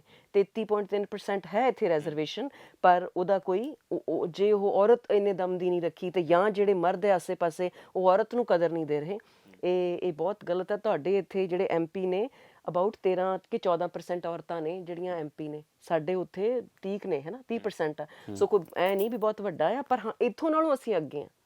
ਪਰ ਇੱਥੇ ਜਿੱਥੇ ਹਰ ਇੱਕ ਦੇਵੀ ਡਿਸਕ੍ਰਿਮੀਨੇਸ਼ਨ ਉੱਥੇ ਵੀ ਹੈਗੀ ਹੈ, ਬਹੁਤ ਹੈ ਜੀ, ਉੱਥੇ ਬਹੁਤ ਹੈ। ਉੱਥੇ ਮਰਦ ਪ੍ਰਧਾਨ ਦੇਸ਼ ਹੈ, ਬਿਲਕੁਲ ਹੈਗਾ ਉੱਥੇ, ਬਿਲਕੁਲ ਹੈ। ਸਾਰੇ ਵੱਡੇ ਬਿਜ਼ਨੈਸਿਸ ਨੇ ਜਿਹੜੇ ਉਹ ਬੰਦਿਆਂ ਦੇ ਓਨ ਕੀਤੇ ਹੋਏ ਆ, ਜਿਹੜੇ ਤੁਸੀਂ ਮੀਡੀਆ ਹਾਊਸਿਸ ਨੇ। ਪੋਲਿਟਿਕਸ ਦੇ ਵਿੱਚ ਉੱਥੇ ਵੀ ਹੈ ਇਸ ਤਰ੍ਹਾਂ? ਬਿਲਕੁਲ ਹੈ, ਬਿਲਕੁਲ। ਕਿ ਔਰਤਾਂ ਨਹੀਂ ਜਾਣਾ? ਹਾਂਜੀ ਹਾਂ, ਨਹੀਂ ਖਾਸ ਕਰਕੇ ਪੰਜਾਬੀ ਪਰਿਵਾਰਾਂ 'ਚੋਂ ਇਸ ਤਰ੍ਹਾਂ ਹੈ ਕਿ ਪੰਜਾਬੀ ਪਰਿਵਾਰਾਂ ਦੇ ਵਿੱਚ ਵੀ ਹੈ। ਜੇ ਮੈਂ ਕਹਾਂ ਕਿ ਪੰਜਾਬੀ ਜਿਹੜੇ ਆਪਣੇ ਉੱਥੇ MPs ਨੇ, ਉਹ MLAs ਨੇ ਜਿਹੜੇ, ਉਹ ਕਹਿੰਦੇ ਹਾਂਜੀ ਆਪਾਂ ਬਹੁਤ ਔਰਤਾਂ ਨੂੰ ਅੱਗੇ ਕਰੀਏ, ਨਹੀਂ, ਉਹ ਬਿਲਕੁਲ ਇਸ ਤਰ੍ਹਾਂ ਆਲ ਓਵਰ ਵਰਲਡ ਮੈਂ ਕਹੂੰਗੀ ਜਿਹੜੀ ਔਰਤ ਹੈ ਹਜੇ ਉਸਨੂੰ ਆਪਣੇ ਥਾਂ ਜਿਹੜੀ ਆ ਉਹ ਨਾ ਤਾਂ ਉਹਨੇ ਬਹੁਤਾ ਚੰਗੀ ਤਰ੍ਹਾਂ ਮੰਗਿਆ, ਤੇ ਮਰਦਾਂ ਨੇ ਤਾਂ ਦੇਣਾ ਕੀ ਸੀ। ਪਰ ਇਹ ਜਿਹੜਾ ਨੁਕਸਾਨ ਹੈ, ਇਕੱਠੇ ਆਪਾਂ ਸਾਰੇ ਜਾਣੇ ਇਕੱਠੇ ਨੁਕਸਾਨ ਭੁਗਤਦੇ ਹਾਂ। ਜਿਸ ਘਰ ਦੇ ਵਿੱਚ 50% ਔਰਤ ਹੈ ਜੀ ਸਾਰੇ ਵਰਲਡ ਦੇ ਵਿੱਚ, ਹੈ ਨਾ, 50% ਜਿਹੜੀ ਔਰਤ ਆ ਉਸ ਨੂੰ ਆਪਣੇ ਦੁੱਖਾਂ ਸੁੱਖਾਂ ਦੇ ਬਾਰੇ ਉਹਨੂੰ ਨਾ ਤਾਂ ਉਹ ਕੰਮ ਕਰ ਸਕਦੀ ਹੈ। ਇੱਥੇ ਤੁਹਾਡੀ 14% GDP 'ਚ ਔਰਤ ਪਾਰਟੀਸਪੇਟ ਕਰ ਰਹੀ ਹੈ। ਜੇ ਔਰਤ ਜਾਗਰੂਕ ਹੋਊਗੀ, ਸਮਾਜ ਦਾ ਪਤਾ ਹੋਊਗਾ, ਪੋਲਿਟਿਕਸ 'ਚ ਇਨਵੋਲਵ ਹੋਊਗੀ, ਪੜ੍ਹੀ ਲਿਖੀ ਹੋਊਗੀ, ਤਾਂ ਇੱਕ ਤੁਹਾਡੇ ਇੰਡੀਆ ਦੀ ਜਿਹੜੀ ਕੰਟਰੀਬਿਊਸ਼ਨ ਹੈ GDP ਦੇ ਵਿੱਚ ਉਹ ਹਾਈ ਹੋਊਗੀ। ਇਹ ਤਾਂ ਮਤਲਬ ਆਮ ਬਹੁਤ ਕਾਮਨ ਗੱਲ ਹੋਣੀ ਚਾਹੀਦੀ ਸਮਝਣੀ। ਸੋ ਮੈਨੂੰ ਲੱਗਦਾ ਇਸ ਗੱਲ ਪਿੱਛੇ ਔਰਤਾਂ ਨੂੰ ਆਪਣੇ ਆਪ ਦਾ ਅਹਿਸਾਸ ਹੋਣਾ ਜ਼ਰੂਰੀ ਹੈ। ਉੱਥੇ ਵੀ ਜੇ ਮੈਂ ਕਹਾਂ ਵੀ ਬਹੁਤ ਰੋਜ਼ੀ ਪਿਕਚਰ ਹੈ, ਉਹ ਨਹੀਂ ਹੈ। ਉੱਥੇ ਵੀ ਔਰਤਾਂ ਨੂੰ ਬਹੁਤ ਜਿਹੜੇ ਸੈਕਸ਼ੁਅਲੀ ਕਮੈਂਟ ਕਰਕੇ ਉਹਨਾਂ ਨੇ ਉਸ ਚੀਜ਼ ਨੂੰ ਜਿੱਦਾਂ ਕਹਿੰਦੇ ਅੱਛਾ ਜੀ ਉਹ MP ਹੈ, ਉਹ MLA ਹੈ, ਜਾਂ ਉਸਨੇ ਸ਼ੂਜ਼ ਕੈਸੇ ਪਹਿਨੇ ਹੈ, ਉਸਨੇ ਸਲੀਵਲੈਸ, ਉਸਨੇ ਜਿਹੜੀਆਂ ਉੱਥੇ ਡਰੈਸਿਸ ਕਿਉਂ ਪਾਈਆਂ, ਇਹ ਜਿਹੀਆਂ ਛੋਟੀਆਂ ਇਹ ਗੱਲਾਂ ਹਜੇ ਵੀ ਹੁੰਦੀਆਂ ਨੇ ਉੱਥੇ? ਜੀ ਹਾਂ, ਬਿਲਕੁਲ ਹੁੰਦੀਆਂ। ਸੋ ਆਪਾਂ ਤੁਸੀਂ ਕਹਿੰਦੇ ਵੀ ਉੱਥੇ ਬਹੁਤ ਵਧੀਆ ਨਹੀਂ, ਪਰ ਹਾਂ ਇੱਥੋਂ ਬਿਹਤਰ ਹੈ, ਬਿਲਕੁਲ ਹੈ, ਇੱਥੋਂ ਵਾਕਿਆ ਹੀ ਬਿਹਤਰ ਹੈ। ਪਰ ਜਿਹੜਾ ਇੱਕ ਸਰਫੇਸ ਤੇ ਇੱਕ ਜ਼ਰੂਰ ਗੁੱਡ ਹੈ, ਪਰ ਜੇ ਤੁਸੀਂ ਬੈਕਡ੍ਰੌਪ ਤੇ ਤੁਸੀਂ ਰੈਲੀਜ਼ ਕਰਨੀਆਂ, ਤੁਸੀਂ ਪੋਲੀਟੀਕਲ ਸੀਟਾਂ, ਜਦੋਂ ਔਰਤ ਨੂੰ ਸੀਟ ਦੇਣੀ ਆ ਉੱਥੇ, ਉਹਨਾਂ ਨੇ ਬਹੁਤੀ ਵਾਰੀ ਸੀਟ ਉਹ ਮਿਲੂਗੀ ਜਿਹੜੀ ਹਾਰੀ ਹੋਊਗੀ ਪਾਰਟੀ ਜਿੱਥੋਂ ਹੈ ਨਾ, ਉਹਨਾਂ ਨੇ ਔਰਤ ਨੂੰ ਸੀਟ ਦੇ ਦੇਣੀ ਹੈ, ਭਾਈ ਤੂੰ ਹੁਣ ਇਹ ਅਸੀਂ ਕਹਿ ਦਿੱਤਾ ਕਿ MP ਦੇ ਲਈ ਤੂੰ ਲੜ ਪਾ, ਅਸੀਂ ਔਰਤਾਂ ਨੂੰ ਸੀਟਾਂ ਦੇਤੀਆਂ, ਮਤਲਬ ਕੈਂਡੀਡੇਟਸ ਬਣਾ ਲਿਆ, ਪਰ ਉਹ ਪਤਾ ਕਿ ਹਾਰੀ ਹੋਈ ਹੈ ਉੱਥੋਂ ਪਾਰਟੀ, ਫਿਰ ਹਟ ਜੂਗੀ, ਪਰ ਇੱਕ ਵਾਰੀ ਅਸੀਂ ਆਪਣਾ ਨਾਮ ਲਿਖਾ ਦਿੱਤਾ ਵੀ ਅਸੀਂ, ਹੈ ਨਾ। ਸੋ ਹਾਰੀਆਂ ਹੋਈਆਂ ਸੀਟਾਂ ਤੇ ਤੁਸੀਂ ਜੇ ਔਰਤਾਂ ਨੂੰ ਲੜਾ ਵੀ ਦਿੰਦੇ ਹੋ ਤਾਂ ਬਹੁਤ ਕੋਈ ਬਹਾਦਰੀ ਵਾਲੀ ਗੱਲ ਨਹੀਂ, ਉਹਨੇ ਫਿਰ ਹਟ ਜਾਣਾ। ਸਮਾਂ ਕਿ ਹੋਰ ਡਿਸਕਰੇਜਮੈਂਟ ਹੋ ਜਾਂਦੀ ਹੈ ਹੋਰ ਔਰਤਾਂ ਨੂੰ ਵੀ, ਜਿਹੜੀਆਂ ਜਿੱਤੀਆਂ ਸੀਟਾਂ ਨੇ, ਹੈ ਨਾ, ਜਿੱਥੇ ਜਿਹੜੀ ਤੁਹਾਡੀ ਰਾਈਡਿੰਗ ਪਤਾ ਕਿ ਜਿੱਤਣੀ ਹੈ ਕਿਸੇ ਪਾਰਟੀ ਨੇ, ਉਸ ਤੇ ਜੇ ਕੋਈ ਸੀਟ ਖਾਲੀ ਹੁੰਦੀ ਹੈ ਜਾਂ ਤੁਸੀਂ ਕਰਵਾਓ, ਹੈ ਨਾ। ਜੇ ਤੁਹਾਨੂੰ ਪਤਾ ਇੱਥੇ 80% ਜਾਂ 85% ਜੇ ਬੰਦੇ ਹੈ ਉੱਥੇ ਜਿੱਤ ਰਹੇ ਆ, ਤਾਂ ਤੁਸੀਂ ਉਹਨਾਂ ਨੂੰ ਕਹੋ ਭਾਈ ਤੁਸੀਂ 8-7 ਵਾਰੀ ਜਿੱਤ ਗਏ ਆ, ਉਹਨਾਂ ਨੂੰ ਕਹੋ ਭਾਈ ਹੁਣ ਤੁਸੀਂ ਰਿਟਾਇਰ ਹੋ, ਘਰੇ ਬੈਠੋ, ਸਾਨੂੰ ਸਲਾਹ ਮਸ਼ਵਰਾ ਦਿਓ, ਅਸੀਂ ਇੱਕ ਕਾਬਲ ਔਰਤ ਨੂੰ ਅਸੀਂ ਉੱਥੇ ਜਿਤਾਉਣਾ, ਤਾਂ ਕਿ ਉਹ ਬਾਕੀ ਹੋਰ ਔਰਤਾਂ ਨੂੰ ਮੋਟੀਵੇਟ ਕਰ ਸਕੇ। ਉਸ ਚੀਜ਼ ਨੂੰ ਮੈਂ ਕਹੂੰਗੀ ਕਿ ਅਵੇਅਰ ਪੋਲਿਟਿਕਸ ਇੱਥੇ ਹੈ ਜਾਂ ਉੱਥੇ ਹੈ। ਹਾਰੀਆਂ ਸੀਟਾਂ ਤੋਂ ਔਰਤਾਂ ਨੂੰ ਤੁਸੀਂ ਉੱਥੇ ਖੜਾ ਕੇ ਤੇ ਤੁਸੀਂ ਆਪਣੀਆਂ ਆਪਣੇ ਟਿਕ ਕਰ ਦਿੱਤਾ ਵੀ ਹਾਂ ਅਸੀਂ ਔਰਤਾਂ ਨੂੰ ਲੈ ਗਏ। ਸਾਡੇ ਉੱਥੇ ਜਿਹੜੇ ਟਰੂਡੋ ਨੇ ਕਰੰਟ ਪ੍ਰਾਈਮ ਮਿਨਿਸਟਰ, ਉਹਨਾਂ ਦਾ ਬਹੁਤ ਵੱਡਾ ਹੈ ਕਿ ਸਾਡੀ ਕੈਬਨਿਟ ਉੱਥੇ ਬੈਲੈਂਸਡ ਆ, ਔਰਤਾਂ ਭਾਵੇਂ ਘੱਟ ਜਿੱਤੀਆਂ ਪਰ ਕੈਬਨਿਟ ਬੈਲੈਂਸ ਆ। ਮੈਂ ਰੀਸੈਂਟਲੀ ਤੁਹਾਡੇ ਤੋਂ ਆਉਣ ਤੋਂ ਪਹਿਲਾਂ ਵੀ ਥੋੜਾ ਪੜ੍ਹ ਰਹੀ ਸੀ ਕਿ ਆਪਣੇ ਜਿਹੜੇ ਤੁਹਾਡੇ ਇੱਥੋਂ ਦੇ ਕਰੰਟ ਪ੍ਰਾਈਮ ਮਿਨਿਸਟਰ ਨੇ, ਉਹਨਾਂ ਦੀ ਪਾਰਟੀ ਦੇ ਵਿੱਚ ਮੈਕਸਿਮਮ ਜਿੰਨੀਆਂ ਵੀ ਔਰਤਾਂ ਨੇ, ਸਭ ਤੋਂ ਜ਼ਿਆਦਾ ਹੁਣ ਤੱਕ ਦੀਆਂ ਔਰਤਾਂ ਜਿਹੜੀਆਂ ਉਹਨਾਂ ਦੀਆਂ ਪਾਰਟੀ ਦੇ ਵਿੱਚ ਨੇ। ਸੋ ਹਾਂ, ਮੈਨੂੰ ਉਹਨਾਂ ਦੀ ਕਈ ਪਾਲਿਸੀਜ਼ ਤੇ ਮੈਨੂੰ ਭਰੋਸਾ ਨਹੀਂ ਜਾਂ ਕੁਛ ਨਹੀਂ, ਪਰ ਕਈ ਚੀਜ਼ਾਂ ਜੋ ਵਧੀਆ ਨੇ ਉਸਨੂੰ ਰੈਕਗਨਾਈਜ਼ ਵੀ ਕਰਨਾ ਚਾਹੀਦਾ ਜੋ ਵੀ ਕਰੇ। ਪਰ ਇਸ ਗੱਲ ਨੂੰ ਇੱਥੋਂ ਦੇ ਪੋਲੀਟੀਕਲ ਸਿਸਟਮ ਨੂੰ ਤੇ ਵਰਲਡ ਵਾਈਡ ਪੋਲੀਟੀਕਲ ਸਿਸਟਮ ਨੂੰ ਨਾਲ ਦੀ ਨਾਲ ਹਰ ਘਰ 'ਚ ਪਤਾ ਹੋਣਾ ਚਾਹੀਦਾ ਕਿ ਔਰਤ ਨੂੰ ਤੁਸੀਂ ਜਾਗਰੂਕ ਕਰਨਾ, ਆਪਣੀ ਬੱਚੀ ਨੂੰ ਜਾਗਰੂਕ ਕਰਨਾ, ਆਪਣੇ ਬੇਟੇ ਨੂੰ ਜਾਗਰੂਕ ਕਰਨਾ ਹਰ ਮਾਂ ਪਿਓ ਦਾ ਫਰਜ਼ ਹੈ। ਇੱਥੇ ਹੁਣ ਚੋਣਾਂ ਨੇ, ਤੁਸੀਂ ਆਏ ਹੋ ਪੰਜਾਬ ਦੇ ਵਿੱਚ, ਸੋ ਪੰਜਾਬ ਦੀ ਸਿਆਸਤ ਇਸ ਵੇਲੇ ਪੂਰੀ ਗਰਮਾਈ ਹੋਈ ਹੈ। ਜੀ ਜੀ ਵੈਸੇ ਵੀ ਜੇ ਤੁਸੀਂ ਇੱਥੇ ਹੋ ਜਾਂ ਉਹ ਤਾਂ ਹਰ ਕਿਤੇ ਵੀ ਰਹਿੰਦੇ ਹੋ, ਬੰਦਾ ਪੰਜਾਬ ਨਾਲ ਜੁੜਿਆ ਰਹਿੰਦਾ ਜੀ ਹੈ। ਬਿਲਕੁਲ ਸੋ ਜਿੰਨੀ ਸਿਆਸਤ ਗਰਮਾਈ ਹੋਈ ਹੈ, ਉਧਰਲੀ ਪੋਲਿਟਿਕਸ ਤੇ ਇਧਰਲੀ ਪੋਲਿਟਿਕਸ 'ਚ ਤੁਸੀਂ ਫਰਕ ਕੀ ਦੇਖਦੇ ਹੋ? ਦੇਖੋ politics is politics, it is all about winning, ਵੀ ਅਸੀਂ ਜਿੱਤਣਾ ਹੈ ਨਾ ਅਲਟੀਮੇਟਲੀ ਜਿਹੜਾ ਹੈ। ਇੱਕ ਤੁਸੀਂ ਕਹੋ ਵੀ ਇੱਕ ਇਖਲਾਕੀ ਤੌਰ ਤੇ ਪੋਲਿਟਿਕਸ ਕਰਨਾ, ਉਹ ਕੋਈ ਵੱਡੇ ਬਜ਼ੁਰਗ ਸੀ ਆਪਣੇ ਜਿਹੜੇ ਕਰ ਗਏ ਹੈ ਨਾ, ਜਿਹੜੇ ਉਹ ਕੁਰਬਾਨੀਆਂ ਦੇ ਗਏ, ਉਹ ਇਖਲਾਕ ਕਰਕੇ ਦੇ ਗਏ, ਉਹ ਜ਼ਮੀਨ ਜਿੱਤਣ ਕਰਕੇ ਨਹੀਂ ਲੈ ਗਏ ਹੈ ਨਾ। ਤੇ ਪਰ ਅੱਜ ਦੀ ਪੋਲਿਟਿਕਸ ਭਾਵੇਂ ਇੱਥੇ ਆ ਜਾਂ ਉੱਥੇ ਆ, ਕਿਤੇ ਵੀ it is all about winning, ਅਸੀਂ ਜਿੱਤ ਜੀ। ਪੈਂਤੜੇ ਉੱਥੇ ਵੀ ਹੁੰਦੇ? ਹਾਂ ਬਿਲਕੁਲ, ਸਾਰਾ ਕੁਝ ਹੁੰਦਾ ਹੈ। ਹਾਂ ਠੀਕ ਹੈ, ਇੰਨੇ ਜਿੰਨੇ ਨਹੀਂ ਹੁੰਦੇ, ਪਰ ਹੁੰਦਾ ਸਾਰਾ ਕੁਝ ਇਹੀ ਹੈ, ਸਾਰਾ ਕੁਝ ਸੁਪਰ। ਪਰ ਇਹ ਮੈਨੂੰ ਬਹੁਤ ਦੁਖਾਂਤ ਹੈ, ਤੇ ਸ਼ਾਇਦ ਮੈਨੂੰ ਹੈ ਕਿ ਜੇ ਔਰਤ ਪੋਲਿਟਿਕਸ ਦੇ ਵਿੱਚ ਆਉਂਦੀ ਹੈ ਤਾਂ ਸ਼ਾਇਦ ਮਰਦ ਦਾ ਕਿਤੇ ਨਾ ਕਿਤੇ ਉਹ ਠੋਕਰ ਮਾਰ ਕੇ ਜਾਂ ਨੌਕ ਕਰਕੇ ਕਹਿੰਦੇ ਵੀ ਆਹ ਐਡੀ ਕਰਨ ਦੀ ਲੋੜ ਹੈ ਨਹੀਂ। ਜੇ ਆਪਾਂ ਸੱਚਾ ਕੰਮ ਕਰਾਂਗੇ ਤੇ ਲੋਕੀ ਨਾਲ ਤੁਰ ਪੈਣਗੇ ਹੈ ਨਾ। ਤਾਂ ਫਿਰ ਤੁਹਾਨੂੰ ਝੂਠੀਆਂ ਜੀਆਂ ਗੱਲਾਂ, ਅਸੀਂ ਤੈਨੂੰ ਇੰਨੇ ਪੈਸੇ ਦੇ ਦਾਂਗੇ, ਆਹ ਕਰ ਦਿਆਂਗੇ, ਉਹ ਕਰ ਦਿਆਂਗੇ, ਫਿਰ ਉਹ ਮਤਲਬ ਥੋੜਾ ਜਿਹਾ ਡਰਾਮਾ ਜਿਹਾ ਕਰਨ ਦੀ ਲੋੜ ਘੱਟ ਹੋਣੀ ਹੈ। ਫਿਰ ਤੁਹਾਡੇ ਕੋਲ ਐਕਚੁਅਲ ਹੋਣਾ ਵੀ ਅਸੀਂ ਆਹ ਕਰਤਾ, ਤੇ ਕਿਉਂ ਨਹੀਂ ਤੁਸੀਂ ਕਰਨਾ ਹੈ ਨਾ, ਵੀ ਇਹ ਕਿਉਂ ਇਹਨੂੰ ਤੁਸੀਂ ਮਤਲਬ ਪ੍ਰੋਫੈਸ਼ਨ ਬਣਾਇਆ ਹੋਇਆ। ਤੇ ਇਹ ਬਹੁਤ, ਮੈਂ ਕਹਿੰਦੀ ਸਾਡੇ ਜਿਹੜੇ ਲੀਡਰ ਹੁੰਦੇ ਸੀ ਨਾ ਪਹਿਲਾਂ, ਉਹ ਬਹੁਤ ਇੱਜ਼ਤ ਮਾਣ ਵਾਲੇ ਹੁੰਦੇ ਸੀ, ਲੋਕਲ ਉਹਨਾਂ ਅੱਗੇ ਸਿਰ ਨਿਭਾਉਂਦੇ ਸੀ। ਅੱਜ ਜਿਹੜੇ ਲੋਕਲ ਜਿਹੜੇ ਅੱਜ ਦੇ ਜਿਹੜੇ ਪੋਲੀਟੀਸ਼ੀਅਨਸ ਨੇ, ਉਹਨਾਂ ਦੇ ਅੱਗੇ ਕੋਈ ਵਡਿਆਈ ਕਵੇ ਵੀ ਕਿਆ ਕਰਾਮਾਤ ਕਰ ਦਿੱਤੀ ਉਹਨਾਂ ਨੇ, ਸਾਡਾ ਦਰਵਾਜ਼ਾ ਬੰਦ ਕਰ ਲੈਂਦੇ। ਹਾਂਜੀ ਹਾਂ, ਨਹੀਂ ਮਤਲਬ ਬਹੁਤ ਸ਼ਰਮ ਵਾਲੀ ਗੱਲ ਹੈ ਕਿ ਅਸੀਂ ਆਪਣੇ ਲੀਡਰ ਜਿਹੜੇ ਭਗਤ ਸਿੰਘ ਵਰਗੇ ਅਸੀਂ ਲੀਡਰ ਬਣਾ ਦਿੱਤੇ। 23 ਸਾਲਾਂ ਦਾ ਜਿਹੜਾ ਨੌਜਵਾਨ ਆ, ਉਸਨੂੰ ਪਤਾ ਸੀ ਵਰਲਡ ਪੋਲਿਟਿਕਸ ਦਾ, ਪਤਾ ਸੀ ਉਸਨੂੰ, ਇਹ ਪਤਾ ਸੀ ਵੀ ਕੀ ਚੰਗਾ ਮਾੜਾ ਕਰਨਾ। ਅੱਜ ਇੱਥੇ ਕਿਸ ਬੱਚੇ ਨੂੰ ਪਤਾ? ਉਹਦਾ ਇੱਕ ਰੀਜ਼ਨ ਸੀਗਾ ਕਿ ਭਗਤ ਸਿੰਘ ਜੇਲ੍ਹ 'ਚ ਵੀ ਕਿਤਾਬਾਂ ਪੜ੍ਹਦੇ ਰਹੇ ਆ। ਕਿਆ ਕਮਾਲ ਦੀ ਗੱਲ ਕਹੀ ਤੁਸੀਂ। ਠੀਕ ਹੈ ਨਾ। ਇੱਥੇ ਕੀ ਹੈ, ਸੱਚਾਈ ਇਹ ਹੈ ਕਿ ਸਾਡੇ ਪੰਜਾਬ ਵਿਧਾਨ ਸਭਾ ਦੇ ਵਿੱਚ ਇੱਕ ਲਾਇਬ੍ਰੇਰੀ ਹੈ। ਹਾਂਜੀ। ਉਹ ਲਾਇਬ੍ਰੇਰੀ ਹੈ ਕਿ ਜਿੰਨੇ ਵਿਧਾਨ ਸਭਾ ਦੇ ਮੈਂਬਰ ਨੇ ਸਾਰੇ ਐਮਐਲਏ ਹੈਗੇ ਆ, ਤੇ ਉਹ ਇੱਥੋਂ ਚੰਗਾ ਸਾਹਿਤ ਆ ਪੜ੍ਹ ਸਕਣ। ਬਹੁਤ ਵਧੀਆ ਸਾਹਿਤ ਪਿਆ ਉੱਥੇ, ਬਹੁਤ ਸਾਰੀਆਂ ਦੁਨੀਆ ਭਰ ਦੀਆਂ ਤਮਾਮ ਜਿਹੜੀਆਂ ਕਿਤਾਬਾਂ ਹੈਗੀਆਂ ਨੇ ਉਹ ਪਈਆਂ ਨੇ। ਪਰ ਉਹਦੇ ਵਿੱਚੋਂ 117 ਐਮਐਲਏ ਚੋਂ ਚੰਦ ਐਮਐਲਏ ਨੇ ਜਿਹੜੇ ਲਾਇਬ੍ਰੇਰੀ 'ਚ ਜਾ ਕੇ ਉਹ ਕਿਤਾਬਾਂ ਇਸ਼ੂ ਕਰਾਉਂਦੇ ਨੇ ਜਾਂ ਪੜ੍ਹਦੇ ਨੇ। ਬਹੁਤਿਆਂ ਨੂੰ ਇਹ ਵੀ ਨਹੀਂ ਪਤਾ ਹੋਣਾ ਕਿ ਇੱਥੇ ਲਾਇਬ੍ਰੇਰੀ ਕਿਹੜੇ ਪਾਸੇ ਆ। ਮੈਂ ਨਾ ਸੋ ਇਹ ਹਾਲਾਤ ਨੇ ਇੱਥੇ। ਬਿਲਕੁਲ, ਮੈਂ ਨਾ ਇੱਥੇ ਗੁਰਦੁਆਰਾ ਸਾਹਿਬ ਗਈ ਜੀ, ਆਪਾਂ ਅਨੰਦਪੁਰ ਸਾਹਿਬ ਗੁਰਦੁਆਰਾ ਸਾਹਿਬ ਗਈ, ਤਾਂ ਮੈਂ ਜਾ ਕੇ ਸੋਚਾਂ ਵੀ ਹਰ ਵਾਰੀ ਅੰਮੀ ਜੀ ਲੈ ਕੇ ਜਾਣਾ, ਉਹਨਾਂ ਨੇ ਭਾਈ ਗੁਰਦੁਆਰਾ ਸਾਹਿਬ ਜਾਣਾ। ਮੈਂ ਕਿਹਾ ਤੀਰਥ ਬਣਾਇਆ ਹੋਇਆ ਵੀ ਭਾਈ ਆਪਾਂ ਗੁਰਦੁਆਰਾ ਸਾਹਿਬ ਮੱਥਾ ਟੇਕਣਾ। ਪਰ ਜਦੋਂ ਮੈਂ ਉੱਥੋਂ ਦੀ ਹਿਸਟਰੀ ਨੂੰ, ਮਤਲਬ ਆਪਾਂ ਨੂੰ ਪਤਾ ਕਿ ਛੋਟੇ ਹੁੰਦਿਆਂ ਤੋਂ ਪੜ੍ਹਾ, ਪਰ ਆਪਾਂ ਗ੍ਰੈਂਟਿਡ ਲੈ ਲੈਂਦੇ ਹਾਂ ਨਾ ਉਸ ਇਨਫੋਰਮੇਸ਼ਨ। ਜਦੋਂ ਮੈਂ ਉਸ ਨੂੰ ਦੁਬਾਰੇ ਹਿਸਟਰੀ ਨੂੰ ਦੇਖ ਰਹੀ ਕਿ ਆਪਣੇ ਗੁਰੂ ਮਹਾਰਾਜ ਕਿੰਨੇ ਪੋਲੀਟੀਕਲੀ ਅਵੇਅਰ ਸੀ। ਅੱਜ ਮੱਥਾ ਟੇਕ ਕੇ ਵਾਹਿਗੁਰੂ ਵਾਹਿਗੁਰੂ ਕਰਕੇ ਅਸੀਂ ਉਹਦੇ ਵੀ ਬਹੁਤ ਵੱਡੇ ਸੱਚੇ ਸੁੱਚੇ ਹੋ ਗਏ, ਅਸੀਂ ਭਾਈ ਸਵੇਰੇ ਉੱਠ ਕੇ ਮੱਥਾ ਟੇਕਿਆ। ਪਰ ਉਹਨਾਂ ਦੀ ਲੜਾਈ ਪੋਲਿਟਿਕਸ ਸੀ। ਤੇ ਜੇ ਅੱਜ ਆਪਾਂ ਪੋਲਿਟਿਕਸ ਨੂੰ ਆਪਣੇ ਬੱਚਿਆਂ ਨੂੰ, 18 ਸਾਲ ਦਾ ਇੱਥੇ ਜਿਹੜਾ ਹੈਗਾ ਵੋਟ ਪਾ ਸਕਦਾ, ਬੱਚੇ ਨੂੰ ਕੀ ਪਤਾ ਕੀ ਹੈ ਕੀ ਨਹੀਂ ਹੈ। ਸੋ ਅੱਜ ਜੇ ਉਹ ਗੁਰੂ ਮਹਾਰਾਜ ਨੇ ਸਾਰੀ ਜ਼ਿੰਦਗੀ ਉਹਨਾਂ ਨੇ ਕਹਿੰਦੇ ਕੁਰਬਾਨ ਕਰ ਦਿੱਤੀ ਪੋਲਿਟਿਕਸ ਕਰਕੇ, ਤਾਂ ਕਿ ਇੱਥੇ ਵਧੀਆ ਰਾਜਨੀਤੀ ਹੋਵੇ, ਵਧੀਆ ਜਿਹੜੀ ਹੈ ਕਿ ਤੁਹਾਡੀ ਲੀਡਰਸ਼ਿਪ ਹੋਵੇ। ਤੇ ਆਪਾਂ ਉਸ ਲੀਡਰਸ਼ਿਪ ਨੂੰ ਜੇ ਆਪਾਂ ਇਖਲਾਕੀ ਨਹੀਂ ਬਣਾ ਸਕਦੇ ਅੱਜ, ਤਾਂ ਕਿਹੜੀਆਂ ਕਿਤਾਬਾਂ, ਜੇ ਕਿਸੇ ਨੇ ਹੋਰ ਨਹੀਂ ਪੜ੍ਹਨਾ ਤਾਂ ਸਿੱਖ ਹਿਸਟਰੀ ਪੜ੍ਹ ਲਓ, ਉੱਥੋਂ ਪਤਾ ਲੱਗ ਜਾਏ ਕਿ ਕਿਸ ਤਰ੍ਹਾਂ ਜਾਨਾਂ ਦਿੱਤੀਆਂ ਇਕੁਆਲਿਟੀ ਲਈ, ਹੈ ਨਾ, ਤੁਸੀਂ ਸਭ ਨੂੰ ਸਭ ਦੇ ਹੱਕ ਮਿਲਣ, ਬਰਾਬਰ ਦੇ ਹੱਕ ਮਿਲਣ, ਤੇ ਕਿਸੇ ਤੇ ਕੋਈ ਸੀਨਾ ਜ਼ੋਰੀ ਨਾ ਹੋਵੇ, ਜੋ ਵੀ ਕੁਝ ਹੋਵੇ, ਹੈ ਨਾ। ਅੰਮ੍ਰਿਤਸਰ ਦਾ ਸ਼ਹਿਰ ਬਾਬਾ ਜੀ ਨੇ ਕਿੱਦਾਂ ਵਸਾਇਆ, ਕਿਸ ਤਰ੍ਹਾਂ ਤਰ੍ਹਾਂ ਦੇ ਜਿਹੜੇ ਸੀਗੇ ਪ੍ਰੋਫੈਸ਼ਨਲਸ ਲਿਆ ਕੇ ਉਹਨਾਂ ਨੇ ਉਹ ਸਾਰਾ ਕੁਝ ਸੈਟਅਪ ਕੀਤਾ ਤਾਂ ਕਿ ਇੱਥੇ ਵਧੀਆ ਲੋਕਾਂ ਦੀ ਜ਼ਿੰਦਗੀ ਹੋਵੇ। ਸੋ ਮੈਨੂੰ ਲੱਗਦਾ ਕਿ ਹਿਸਟਰੀ ਨੂੰ ਵੀ ਜੇ ਪੜ੍ਹ ਲਈਏ ਆਪਾਂ, ਤੇ ਜਿੱਥੇ ਆਪਾਂ ਰੋਜ਼ ਮੱਥਾ ਟੇਕਦੇ ਹਾਂ, ਜਿੱਥੇ ਰਾਜ ਗੁਰਦੁਆਰਾ ਆਉਂਦਾ ਆਪਾਂ ਮੱਥਾ ਟੇਕਦੇ ਹਾਂ, ਉਸ ਮੱਥੇ ਦੇ ਪਿੱਛੇ ਦੇਖੀਏ ਕਿ ਗੁਰੂ ਮਹਾਰਾਜ ਦਾ ਹੁਣ 10ਵੇਂ ਪਾਤਸ਼ਾਹ ਦਾ ਦਿਨ ਮਨਾਇਆ, ਉੱਥੇ ਜਾ ਕੇ ਸੁੱਖਾਂ ਮੰਗਦੇ ਹਾਂ। ਉਹ ਗੁਰੂ ਦਾ ਬੰਦਾ ਜਿਸਨੇ 4 ਸਾਹਿਬਜ਼ਾਦੇ ਵਾਰ ਦਿੱਤੇ, ਉਹਨਾਂ ਤੋਂ ਜਾ ਕੇ ਅਸੀਂ ਇਹ ਮੰਗਦੇ ਹਾਂ ਵੀ ਸਾਡੇ ਬੱਚੇ ਨੂੰ ਨੌਕਰੀ ਮਿਲ ਜਾਏ ਬਾਬਾ ਜੀ, ਹੈ ਨਾ। ਆ ਮੰਗਦੇ ਹਾਂ ਉਸ ਬੰਦੇ ਨੇ ਜਿੱਥੇ ਕੁਰਬਾਨੀਆਂ, ਉਹ ਆਪਣੇ ਬੱਚਿਆਂ ਨੂੰ ਵਾਰ ਰਿਹਾ, ਤੁਹਾਡੇ ਲਈ ਤੇ ਤੁਸੀਂ ਕਹਿੰਦੇ ਬਾਬਾ ਜੀ ਸਾਡੀ ਨੌਕਰੀ ਦਵਾ ਦਿਓ ਪਲੀਜ਼, ਬਾਬਾ ਜੀ ਮੱਥਾ ਟੇਕਣ ਆਵਾਂਗੇ, ਸਾਡਾ ਪਾਠ ਕਰਾ ਦਿਓ। ਸੋ ਜਿਸਨੇ ਸਮਾਜ ਲਈ ਆਪਣੇ ਬੱਚਿਆਂ ਨੂੰ ਵਾਰ ਦਿੱਤਾ, ਖੁਦਗਰਜ਼ੀ ਤਾਂ ਸਾਰੇ ਕਿਤੇ ਭਾਰੂ ਹੈ। ਹਾਂ ਹਾਂਜੀ। ਸੋ ਮੈਨੂੰ ਲੱਗਦਾ ਕਿ ਆਪਾਂ ਨੂੰ ਥੋੜਾ ਜਿਹਾ ਮੋੜ ਕੇ ਆਪਣੇ ਆਪ ਨੂੰ, ਆਪਣਾ ਅੰਦਰ, ਆਪਣਾ ਪਛਾਣ, ਆਪਣੀ ਆਤਮਾ, ਆਪਣੀਆਂ ਜਿਹੜੀਆਂ ਜੜ੍ਹਾਂ ਪਹਿਚਾਣਨੀਆਂ ਚਾਹੀਦੀਆਂ। ਤੇ ਆਪਾਂ ਵੀ ਰਾਜਨੀਤੀ ਹੋਵੇ, ਸਮਾਜ ਹੋਵੇ, ਉਸ ਦੇ ਵਿੱਚ ਸੱਚ ਕੀ ਹੈ, ਜ਼ਿੰਦਗੀ ਆਈ ਕੋਈ 60 70 80, ਕੋਈ ਵੱਧ ਤੋਂ ਵੱਧ 90 ਜਿਉਂ ਕਿ ਤੁਰ ਜਾਣਾ, ਕੰਮ ਨਿਬੜ ਜਾਣਾ ਸਾਰਿਆਂ ਦਾ। ਤੁਸੀਂ ਕਿਹਾ ਕਿ ਸਿਆਸਤ ਦੇ ਵਿੱਚ ਬਦਲਾਅ ਆਉਣਾ ਚਾਹੀਦਾ ਹੈ, ਔਰਤਾਂ ਦੇ ਵਿੱਚ ਅਵੇਅਰਨੈਸ ਆਉਣੀ ਚਾਹੀਦੀ ਹੈ। ਬਿਲਕੁਲ। ਤੁਸੀਂ ਸ਼ੁਰੂਆਤ ਕੀਤੀ ਕਿ ਯਾਰ ਜੇ ਇਹ ਸਾਰਾ ਕੁਝ ਹੋਣਾ ਚਾਹੀਦਾ ਤਾਂ ਕਰੇ ਕੌਣ?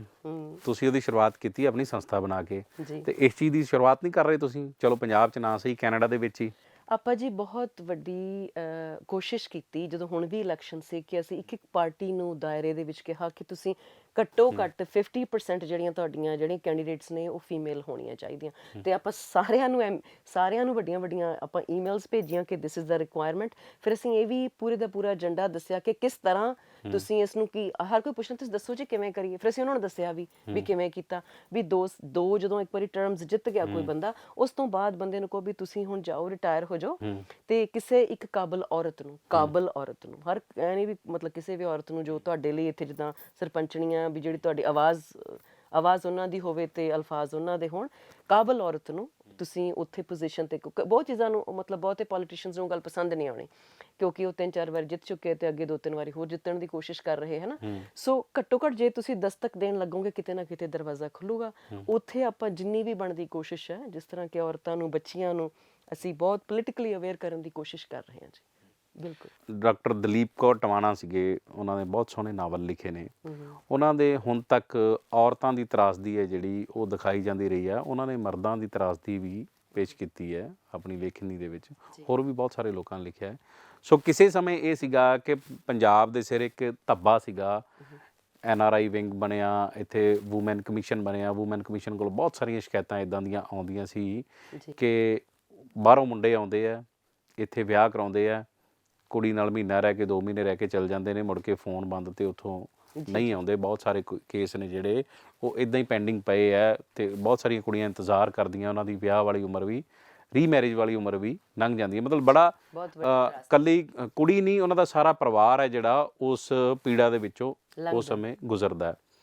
ਹੁਣ ਪਿਛਲੇ 2-3 ਸਾਲਾਂ ਤੋਂ ਇੱਕ ਬਦਲਾਅ ਆਇਆ। ਬਦਲਾਅ ਇਹ ਆਇਆ ਹੈ ਕਿ ਹੁਣ ਜੋ ਮੁੰਡੇ ਕਰਦੇ ਸੀ ਉਹ ਹੁਣ ਕੁੜੀਆਂ ਵੀ ਕਰਨ ਲੱਗ ਗਈਆਂ ਨੇ। ਇੱਥੇ ਪਿੱਛੇ ਜੇ ਤੁਹਾਨੂੰ ਯਾਦ ਹੋਣਾ ਕਿ ਸੁਸਾਈਡ ਕਰ ਗਿਆ ਸੀ ਇੱਕ ਮੁੰਡਾ, ਹੈ ਨਾ। ਅਤੇ ਉਹ ਸਮਝੌਤਾ ਇਸ ਤਰ੍ਹਾਂ ਦਾ ਹੁੰਦਾ ਹੈ ਕਿ ਜੇ ਮੁੰਡੇ ਤੋਂ ਆਈਲੈਟਸ ਕਲੀਅਰ ਨਹੀਂ ਹੋਈ ਅਤੇ ਕਿਸੇ ਕੁੜੀ ਨੇ ਆਈਲੈਟਸ ਕਰ ਲਈ ਤਾਂ ਉਹਦਾ ਜਿਹੜਾ ਸਾਰਾ ਖਰਚਾ ਮੁੰਡੇ ਵਾਲੇ ਚੱਕਦੇ ਨੇ ਅਤੇ ਕੁੜੀ ਬਾਹਰ ਚਲ ਜਾਂਦੀ ਹੈ। ਕਮਿਟਮੈਂਟ ਇਹ ਹੁੰਦੀ ਹੈ ਕਿ ਬਾਹਰ ਜਾ ਕੇ ਮੁੰਡੇ ਨੂੰ ਬੁਲਾਏਗੀ। ਉਹ ਕੁਛ ਵਿਆਹ ਪੱਕੇ ਹੁੰਦੇ ਆ ਅਤੇ ਕੁਛ ਕੱਚੇ ਵੀ ਹੁੰਦੇ ਆ। ਅਤੇ ਬਹੁਤ ਸਾਰੇ ਕੇਸ ਹੁਣ ਇੱਦਾਂ ਦੇ ਆਏ ਆ ਸਾਹਮਣੇ, ਪੁਲਿਸ ਕੋਲ ਕੰਪਲੇਂਟਸ ਆਈਆਂ ਨੇ ਕਿ ਉੱਧਰ ਜਾ ਕੇ ਕੁੜੀ ਮੁੱਕਰ ਗਈ, ਜਾਂ ਉਹਨੇ ਫੋਨ ਬੰਦ ਕਰ ਲਿਆ, ਜਾਂ ਉਹਨੇ ਉੱਧਰ ਜਾ ਕੇ ਹੋਰ ਵਿਆਹ ਕਰਾ ਲਿਆ, ਜਾਂ ਇੱਥੇ ਜੇ ਕਿਸੇ ਕੁੜੀ ਦੀ ਪਹਿਲਾਂ ਕਿਸੇ ਨਾਲ ਕੋਈ ਕਮਿਟਮੈਂਟ ਸੀ ਤਾਂ ਉਹਨੂੰ ਬੁਲਾ ਲਿਆ। ਸੋ ਇਹ ਸਾਰੇ ਸੰਦਰਭ ਨੂੰ ਤੁਸੀਂ ਕਿਸ ਤਰ੍ਹਾਂ ਦੇਖਦੇ ਹੋ? ਇਹ ਜਿਹੜਾ ਸਾਰਾ ਸਿਨੈਰੀਓ ਹੈ ਉੱਥੇ ਰਿਐਲਿਟੀ ਕੀ ਹੈ? ਜਿਹੜੀ ਤੁਸੀਂ ਰਿਐਲਿਟੀ ਕਹੀ ਉਹ ਇਸ ਤਰ੍ਹਾਂ ਹੀ ਆ। ਅਤੇ ਮੈਂ ਕਈ ਵਾਰੀ ਕਹਿੰਦੀ ਹੁਣ ਚੱਲ ਚੰਗਾ ਹੋਇਆ ਇੱਦਾਂ ਵੀ ਕਰਦੇ ਆ। ਚੰਗਾ ਕਿਉਂ ਹੋਇਆ? ਇੰਨੇ ਸਦੀਆਂ ਹੀ ਹੋ ਗਈਆਂ ਜੀ ਵੀ ਮਰਦ ਨੂੰ ਆਪਣੇ ਹਿਸਾਬ ਕਿਤਾਬ ਨਾਲ ਜਿਉਂਦਿਆਂ ਨਾਲ, ਹੈ ਨਾ। ਵੀ ਮੈਨੂੰ ਹੁੰਦਾ ਵੀ ਐਜੂਕੇਸ਼ਨ ਹੈ। ਅੱਜ ਜੇ ਬੱਚੀ ਉੱਥੇ ਜਾ ਰਹੀ ਹੈ ਨਾ ਤਾਂ ਕਈਆਂ ਨੇ ਮੇਰੀ ਗੱਲ ਨੂੰ ਉਸਨੂੰ ਹੋਰ ਤਰ੍ਹਾਂ ਵੀ ਲੈਣਗੇ। ਅਤੇ ਮੈਂ ਇਹ ਕਹਿੰਦੀ ਹਾਂ ਵੀ ਦੇਖੋ ਕਦੇ ਵੀ ਜਦੋਂ ਨਾ ਪੈਂਡੂਲਮ ਇੰਨਾ ਕੁ ਜ਼ਿਆਦਾ ਇੱਧਰਲੇ ਪਾਸੇ ਚੱਲ ਗਿਆ ਸੀ ਤਾਂ ਹੁਣ ਕੁਛ ਕੁ ਹੋਣਾ ਜਿਨ੍ਹਾਂ ਨੇ ਇਸ ਪੈਂਡੂਲਮ ਨੂੰ ਜਿਹੜੇ ਕਹਿੰਦੇ ਨੇ ਮੈਂ ਦੂਜੇ ਪਾਸੇ ਲੈ ਜਾਣਾ। ਕੁਛ ਜਿਹੜੀਆਂ ਬੱਚੀਆਂ ਉਹ ਇਸ ਤਰ੍ਹਾਂ ਦੇ ਡਿਸੀਜ਼ਨ ਬਣਾ ਵੀ ਰਹੀਆਂ। ਕਿਉਂ ਬਣਾ ਰਹੀਆਂ? ਕਿਉਂਕਿ ਹੁਣ ਉਹਨਾਂ ਦੇ ਹੱਥ ਦੇ ਵਿੱਚ ਕੁਛ ਇੱਕ ਪਾਵਰ ਹੈ ਨਾ। ਔਰਤ ਨੂੰ ਇੰਨੇ ਸਾਲਾਂ ਦੇ ਵਿੱਚ ਇਸ ਤਰ੍ਹਾਂ ਕਰਕੇ ਜਿਸ ਤਰ੍ਹਾਂ ਆਪਣੀ ਹੁਣ ਵੀ ਬਿਜ਼ਨਸ ਡੀਲਿੰਗ ਹੀ ਕਰਦੇ ਨਾ, ਉਹਨੂੰ ਕਹਿ ਦਿੰਦੇ ਵੀ ਹਾਂ ਓਕੇ ਬਿਜ਼ਨਸ ਡੀਲਿੰਗ ਆ, ਤੇਰੇ ਇੰਨੇ ਅਸੀਂ ਕੀਤਾ, ਅਸੀਂ ਤੁਹਾਨੂੰ ਉੱਥੇ ਪਹੁੰਚਾ ਦਿੱਤਾ। ਬਿਜ਼ਨਸ ਡੀਲ ਆ, ਜੇ ਉਹ ਨਹੀਂ ਵਰਕਆਊਟ ਹੋਈ ਚੱਲ ਠੀਕ ਹੈ, ਬੱਚੀ ਨੂੰ ਉੱਥੇ ਕੋਈ ਨਹੀਂ। ਪਰ ਘੱਟੋ ਘੱਟ ਇਹ ਹੈ ਕਿ ਜੇ ਕਿਸੇ ਨੇ ਇੱਧਰ ਲੋਨ ਲੈ ਕੇ ਜ਼ਮੀਨ ਗਹਿਣੇ ਪਾ ਕੇ ਵੀ ਸਾਡਾ ਪੁੱਤ ਚੱਲ ਜਾਏਗਾ ਬਾਹਰ, ਅਤੇ ਉੱਧਰ ਜਾ ਕੇ ਉਹ ਕੁੜੀ ਮੁੱਕਰ ਗਈ ਤਾਂ ਉਹ ਨਾ ਤਾਂ ਉਹਨਾਂ ਦਾ ਬੱਚਾ ਗਿਆ, ਜ਼ਮੀਨ ਗਹਿਣੇ ਵਾਧੂ ਦੀ ਪੈ ਗਈ, ਤਾਂ ਉਹਨਾਂ ਨੇ ਸੁਸਾਈਡ ਹੀ ਕਰਨੀ ਹੈ। ਪਰ ਮੈਂ ਦੇਖੋ ਕਿੰਨਾ ਦੁੱਖ ਹੋ ਰਿਹਾ ਨਾ ਆਪਾਂ ਨੂੰ ਵੀ ਜਦੋਂ ਬੇਟੀਆਂ ਇੱਦਾਂ ਕਰਦੀਆਂ। ਉਦੋਂ ਵੀ ਕੁੜੀਆਂ ਦੇ ਵਿਆਹ ਵੀ ਜਿਹੜੇ ਮਾਪੇ ਸੀ ਨਾ ਉਹ ਇੱਦਾਂ ਹੀ ਕਰਦੇ ਸੀ, ਲੋਨ ਲੈ ਕੇ ਕਰਦੇ ਸੀ। ਉਦੋਂ ਬਾਅਦ ਸਾਰੀ ਜ਼ਿੰਦਗੀ ਵੀ ਉਹਨਾਂ ਨੂੰ ਐਸੀ ਪਰ ਚੱਲ ਸਾਡੀ ਧੀ ਹੋ ਜੂ। ਮੈਂ ਕਿਸੇ ਤਰ੍ਹਾਂ ਵੀ ਜਸਟੀਫਾਈ ਨਹੀਂ ਕਰ ਰਹੀ, ਪਰ ਮੈਨੂੰ ਇਸ ਤਰ੍ਹਾਂ ਕਹਿ ਰਹੀ ਕਿ ਇਹ ਜਿਹੜੀ ਗੱਲ ਹੈ ਇਹ ਹੋਣੀ ਹੀ ਹੋਣੀ ਹੈ। ਜਿਸ ਤੁਸੀਂ ਅਖਲਾਕ ਦੀ ਜਿਹੜੀ ਹਰ ਵਾਰੀ ਜਦੋਂ ਕੋਈ ਆਪਾਂ ਕੰਮ ਚਾਹੁੰਦੇ ਆਪਾਂ ਕਹਾਂ ਔਰਤ ਹਰ ਵਕਤ ਸਹੀ ਰਵੇ ਅਤੇ ਮਰਦ ਨੂੰ ਹਰ ਤਰੀਕੇ ਦੀ ਜਿਹੜੀ ਕੋਈ ਗਲਤ ਜਿਹੜੀ ਆ ਉਹਨੂੰ ਪਰਮਿਸ਼ਨ ਜਿਹੜੀ ਆਪਾਂ ਦੇ ਦਿੰਦੇ ਹਾਂ। ਮੈਂ ਤੁਹਾਨੂੰ ਇਹ ਗੱਲ ਬਿਲਕੁਲ ਗਲਤ ਹੈ। ਮੈਂ ਜਸਟ ਫॉर द ਰੈਕਡ ਇਹ ਕਹਿ ਦਾਂ ਕਿ ਜੇ ਬੱਚੀਆਂ ਇਸ ਤਰ੍ਹਾਂ ਦਾ ਕੰਮ ਕਰ ਰਹੀਆਂ, ਮੈਂ ਵੀ ਕੁਛ ਇੱਕ ਨੂੰ ਉੱਥੇ ਜਾਣ ਦੀਆਂ ਕੇਸਿਸ ਦੇਖਿਆ, ਇਹ ਗਲਤ ਹੈ। ਠੀਕ ਹੈ ਜੀ। ਤੁਸੀਂ ਉਸਦੀ ਜੇ ਤੁਹਾਨੂੰ ਪੈਸਿਆਂ ਦਾ ਹੀ ਰੌਲਾ ਤਾਂ ਤੁਸੀਂ ਚੱਲ ਜੇ ਚਲੇ ਵੀ ਗਏ ਹੋ ਤਾਂ ਮੈਂ ਕਹਿੰਦੀ ਚੱਲ ਭਾਈ ਜਿੰਨੇ ਇਹਨਾਂ ਨੇ ਲੱਖ ਲਾਇਆ ਉਹਨਾਂ ਨੂੰ ਕਮਾ ਕੇ ਭਾਈ ਧੀਓ ਤੁਸੀਂ ਇਹਨਾਂ ਨੂੰ ਮੋੜ ਦਿਓ ਤਾਂ ਕਿ ਇਹਨਾਂ 'ਤੇ ਕੋਈ ਬੋਝ ਨਾ ਹੋਵੇ। ਜੇ ਤੁਹਾਨੂੰ ਕੋਈ ਹੋਰ ਵਧੀਆ ਆਪਣੀ ਸੋਚ ਵਾਲਾ ਕੋਈ ਸੁਹਿਰਦ ਪਰਿਵਾਰ ਮਿਲ ਗਿਆ ਭਾਈ ਵਧੀਆ ਕੀਤਾ, ਤੁਸੀਂ ਉਹਨਾਂ ਦੇ ਨਾਲ ਜ਼ਿੰਦਗੀ ਜਿਓ। ਪਰ ਜੇ ਇਹਨਾਂ ਨੇ ਤੁਹਾਨੂੰ 30-40 ਲੱਖ ਲਾ ਕੇ ਭੇਜਿਆ ਭਾਈ ਜਿੰਨੇ ਵੀ ਪੈਸੇ ਦਿੱਤੇ ਉਹਨਾਂ ਦੇ ਮੋੜ ਦਿਓ। ਬਿਜ਼ਨਸ ਡੀਲਿੰਗ ਓਕੇ ਆ, ਕਿਸੇ ਦਾ ਕੁਛ ਗਵਾਚਿਆ ਨਹੀਂ, ਠੀਕ ਹੈ, ਨਾ ਕਿਸੇ ਦੇ ਬੱਚੇ ਮਰਨ ਨਾ ਕਿਸੇ ਦੀ ਕੋਈ, ਹੈ ਨਾ। ਸੋ ਉਹਦੀ ਬਾਕੀ ਜਦੋਂ ਮੈਂ ਆਪਾਂ ਕੋਈ ਐਡੀ ਸਿਆਣੀ ਨਹੀਂ ਜਿਹੜੀ ਮੈਂ ਬਹੁਤ ਵੱਡੀ ਕਿਸੇ ਨੂੰ ਮੱਤਾਂ ਦੇ ਸਕਾਂ, ਸਿਰਫ ਇਹ ਹੈ ਵੀ ਨਿਊਟਰੈਲਿਟੀ ਦੀ ਗੱਲ ਕਰਦੀ ਹਾਂ। ਬਹੁਤ ਰੀਸੈਂਟ ਮੈਂ ਤੁਹਾਨੂੰ ਹੁਣ ਗੱਲ ਦੱਸਦੀ ਹਾਂ ਕਿ ਅੱਜ ਕੀ ਹੋਇਆ ਕਿ ਕਿਸੇ ਨੇ ਇਸ ਤਰ੍ਹਾਂ ਬੱਚੀ ਤੋਂ 30 ਲੱਖ ਪਹਿਲਾਂ 30 ਲੱਖ ਲੈ ਕੇ ਤੇ ਉਹਨਾਂ ਨੇ ਵਿਆਹ ਕਰ ਦਿੱਤਾ ਤੇ ਸਾਰਾ ਕੁਝ ਅਰੇਂਜ ਹੋ ਗਿਆ। ਉਸ ਤੋਂ ਬਾਅਦ ਕੁੜੀ ਵਾਲਿਆਂ ਤੋਂ 30 ਲੱਖ ਲਿਆ? ਹਾਂਜੀ, ਕੁੜੀ ਵਾਲਿਆਂ ਤੋਂ ਲਿਆ। ਮੈਂ ਹੁਣ ਰੀਸੈਂਟ ਗੱਲ ਕਰ ਰਹੀ ਹਾਂ, ਆਪਾਂ ਸੋਚਦੇ ਹਾਂ ਵੀ ਸ਼ਾਇਦ ਪਹਿਲਾਂ ਹੁੰਦਾ ਸੀ, ਇਹ ਹੁਣ ਦੀ ਰੀਸੈਂਟ ਗੱਲ ਆ। ਫਿਰ ਉਹਨਾਂ ਨੂੰ ਇੱਕ ਹੋਰ ਬੇਟੀ ਮਿਲ ਗਈ ਤੇ ਜਿਨ੍ਹਾਂ ਨੇ 50 ਲੱਖ ਜਿਹੜਾ ਦਿੰਦੇ, ਫਿਰ ਉਹਨਾਂ ਨੇ 50 ਲੱਖ ਲੈ ਕੇ 30 ਵਾਲੀ ਪਹਿਲੀ ਬੇਟੀ ਨੂੰ ਮੋੜ ਦਿੱਤਾ ਤੇ 50 ਲੱਖ ਵਾਲੀ ਜਿਹੜੀ ਬੇਟੀ ਹੈ, ਧੀ ਹੈ, ਉਹ ਅੱਜ ਵੀ ਉਹਨਾਂ ਦੇ ਮਾਪਿਆਂ ਦੀ ਇੱਥੇ ਸੇਵਾ ਕਰ ਰਹੀ ਹੈ ਤੇ ਵਾਪਸ ਉੱਥੇ ਵੀ ਨਹੀਂ ਗਈ। ਸੋ ਇਹ ਇਖਲਾਕੀ ਜਿਹੜੀਆਂ ਗੱਲਾਂ ਆ, ਇਹ ਹਾਂ ਮਾਂ ਪਿਓ ਦਾ ਆਪਾਂ ਸੇਵਾ ਕਰਨੀ ਹੈ, ਬਿਲਕੁਲ ਬਣਦੀ ਹੈ ਨਾ, ਪਰ ਜੇ ਤੁਸੀਂ ਪਿਆਰ ਨਾਲ ਮਤਲਬ ਤੁਸੀਂ ਜੇ ਇੱਕ ਪਰਿਵਾਰ ਡਿਸੀਜਨ ਬਣਾ ਕੇ ਕਹਿ ਰਿਹਾ ਭਾਈ ਆਪਣੇ ਮਾਂ ਪਿਓ ਬਜ਼ੁਰਗ ਆ, ਤੁਸੀਂ ਭਾਈ ਤੁਸੀਂ ਇੱਥੇ ਰਹੋ, ਮੈਂ ਤੁਹਾਨੂੰ 6 ਮਹੀਨੇ ਸਾਲ ਬਾਅਦ ਮਿਲ ਜਾਇਆ ਕਰੂੰਗਾ, 2-4 ਸਾਲ ਆਪਾਂ ਮਾਂ ਦੀ ਸੇਵਾ ਕਰ ਦਈਏ ਭਾਈ, ਇਹ ਤਾਂ ਜਿੰਨੀ ਦੇਰ ਦੀਆਂ ਆਪਣੇ ਕੋਲ ਸੌਗਾਤਾਂ ਹੈਗੀਆਂ, ਜੇ ਮਾਂ ਪਿਓ ਚਲੇ ਜਾਂਦੇ ਮਗਰੋਂ ਕਿੱਥੇ, ਉਹ ਗੱਲ ਵੱਖਰੀ ਹੈ। ਪਰ ਜੇ ਤੁਸੀਂ 50 ਲੱਖ ਲੈ ਕੇ ਉਹ ਤੋਂ ਸੇਵਾ ਕਰਾ ਰਹੇ ਹੋ, ਫਿਰ ਇਹ ਕੋਈ ਬਾਹਲੀ, ਮੈਨੂੰ ਲੱਗਦਾ ਨਹੀਂ ਕਿ ਉਹ ਬਾਹਲਾ ਸ਼ਰੀਫ ਪਰਿਵਾਰ ਹੋਊਗਾ। ਸੋ ਇਹੋ ਜਿਹੀਆਂ ਮੈਨੂੰ ਲੱਗਦਾ ਕਿ ਕੋਈ ਵੀ ਇਹਨਾਂ ਦੇ ਨਾਲ ਆਪਣੇ ਸਮਾਜ ਦੇ ਵਿੱਚੋਂ ਕੀ ਕੱਢਾਂਗੇ ਜੇ ਆਪਾਂ ਇਸ ਤਰ੍ਹਾਂ ਦੇ ਐਡੇ ਪਵਿੱਤਰ ਰਿਸ਼ਤੇ ਨੂੰ ਕਿਸ ਤਰ੍ਹਾਂ ਬਦਕਾਰੀ ਦੇ ਨਾਲ ਆਪਾਂ ਉਸ ਨੂੰ ਅਪਰੋਚ ਕਰ ਰਹੇ ਹਾਂ। ਕੰਪੈਟੇਬਿਲਿਟੀ ਦੀ ਥਾਂ ਤੇ ਇੱਕ ਸੋਹਣਾ ਸਮਾਜ ਸਿਰਜਣ ਦੀ ਥਾਂ ਤੇ ਜਦੋਂ ਉਹਦੀ ਸ਼ੁਰੂਆਤ ਹੀ ਜਿਹੀ ਮਾੜੀ ਹੈ ਤਾਂ ਆਪਾਂ ਕਿਹੜੇ ਪਾਸੇ ਤੁਰੇ ਫਿਆਂ। ਸੋ ਭਾਵੇਂ ਬੇਟੀ ਕਰੇ ਭਾਵੇਂ ਬੇਟਾ ਕਰੇ ਜਾਂ ਉਹਨਾਂ ਦੇ ਜਿਹੜੇ ਬਜ਼ੁਰਗ ਕਰਵਾ ਰਹੇ ਆ, ਮਤਲਬ ਆਪਣੇ ਸਾਰਿਆਂ ਦੇ ਲਈ ਕਲੈਕਟਿਵਲੀ ਮਿਹਣਾ ਹੈ। ਕੁਝ ਕੁ ਸੋਸ਼ਲ ਮੀਡੀਆ ਤੇ ਵੀਡੀਓਜ਼ ਵਾਇਰਲ ਹੋਈਆਂ ਸੀ, ਤੁਸੀਂ ਵੀ ਦੇਖੀਆਂ ਹੋਣੀਆਂ, ਕਿ ਅਕਸਰ ਇਹ ਕਿਹਾ ਜਾਂਦਾ ਸੀ ਕਿ ਉੱਥੇ ਰਾਤ ਨੂੰ 2-2 ਵਜੇ 3-3 ਵਜੇ ਵੀ ਕੁੜੀਆਂ ਲੇਡੀਜ਼ ਨੇ ਜਿਹੜੀਆਂ ਜੌਬ ਤੋਂ ਆਉਂਦੀਆਂ ਨੇ ਤੇ ਉਹ ਈਜ਼ੀਲੀ ਸੇਫਲੀ ਘਰ ਪਹੁੰਚ ਜਾਂਦੀਆਂ ਨੇ, ਹੈ ਨਾ। ਤੇ ਪਰ ਪਿੱਛੇ ਜੇ ਆਈਆਂ ਕਿ ਕੁੜੀ ਦੇਰ ਰਾਤ ਨੂੰ ਜਾ ਰਹੀ ਹੈ ਜੌਬ ਤੋਂ, ਤਾਂ ਪੰਜਾਬੀ ਮੁੰਡੇ ਨੇ ਜਿਹੜੇ ਹੁਟਿੰਗ ਕਰ ਰਹੇ ਆ। ਸੋ ਇਸ ਤਰ੍ਹਾਂ ਦਾ ਕਲਚਰ ਜਿਹੜਾ ਸਾਡੇ ਇੱਥੇ ਸੀਗਾ ਉਹ ਵੀ ਉੱਥੇ ਸ਼ੁਰੂ ਹੋ ਗਿਆ। ਔਰ ਦੂਸਰਾ ਇਹ ਵੀ ਆਇਆ ਕਿ ਬਹੁਤ ਸਾਰੇ ਜਿਹੜੇ ਬੱਚੇ ਨੇ ਉੱਥੇ ਫੀਸਾਂ ਨਹੀਂ ਕੱਢ ਹੁੰਦੀਆਂ, ਕਿਸੇ ਤੋਂ ਕਿਰਾਇਆ ਨਹੀਂ ਭਰ ਹੁੰਦਾ, ਤਾਂ ਉਹ ਗਲਤ ਕੰਮਾਂ ਵੱਲ ਪੈ ਗਏ। ਇਹਦੇ 'ਚ ਕਿੰਨੀ ਕੁ ਸੱਚਾਈ ਹੈ? ਦੇਖੋ, ਕਹਿੰਦੇ ਹੁੰਦੇ ਕਿਤੇ ਨਾ ਕਿਤੇ ਤੂੰ ਐਵੇਂ ਨਹੀਂ ਨਿਕਲਦਾ, ਕਿਤੇ ਨਾ ਕੋਈ ਅੱਗ ਲੱਗੀ ਹੋਣੀ ਹੈ ਨਾ, ਕਿਤੇ ਨਾ ਕਿਤੇ।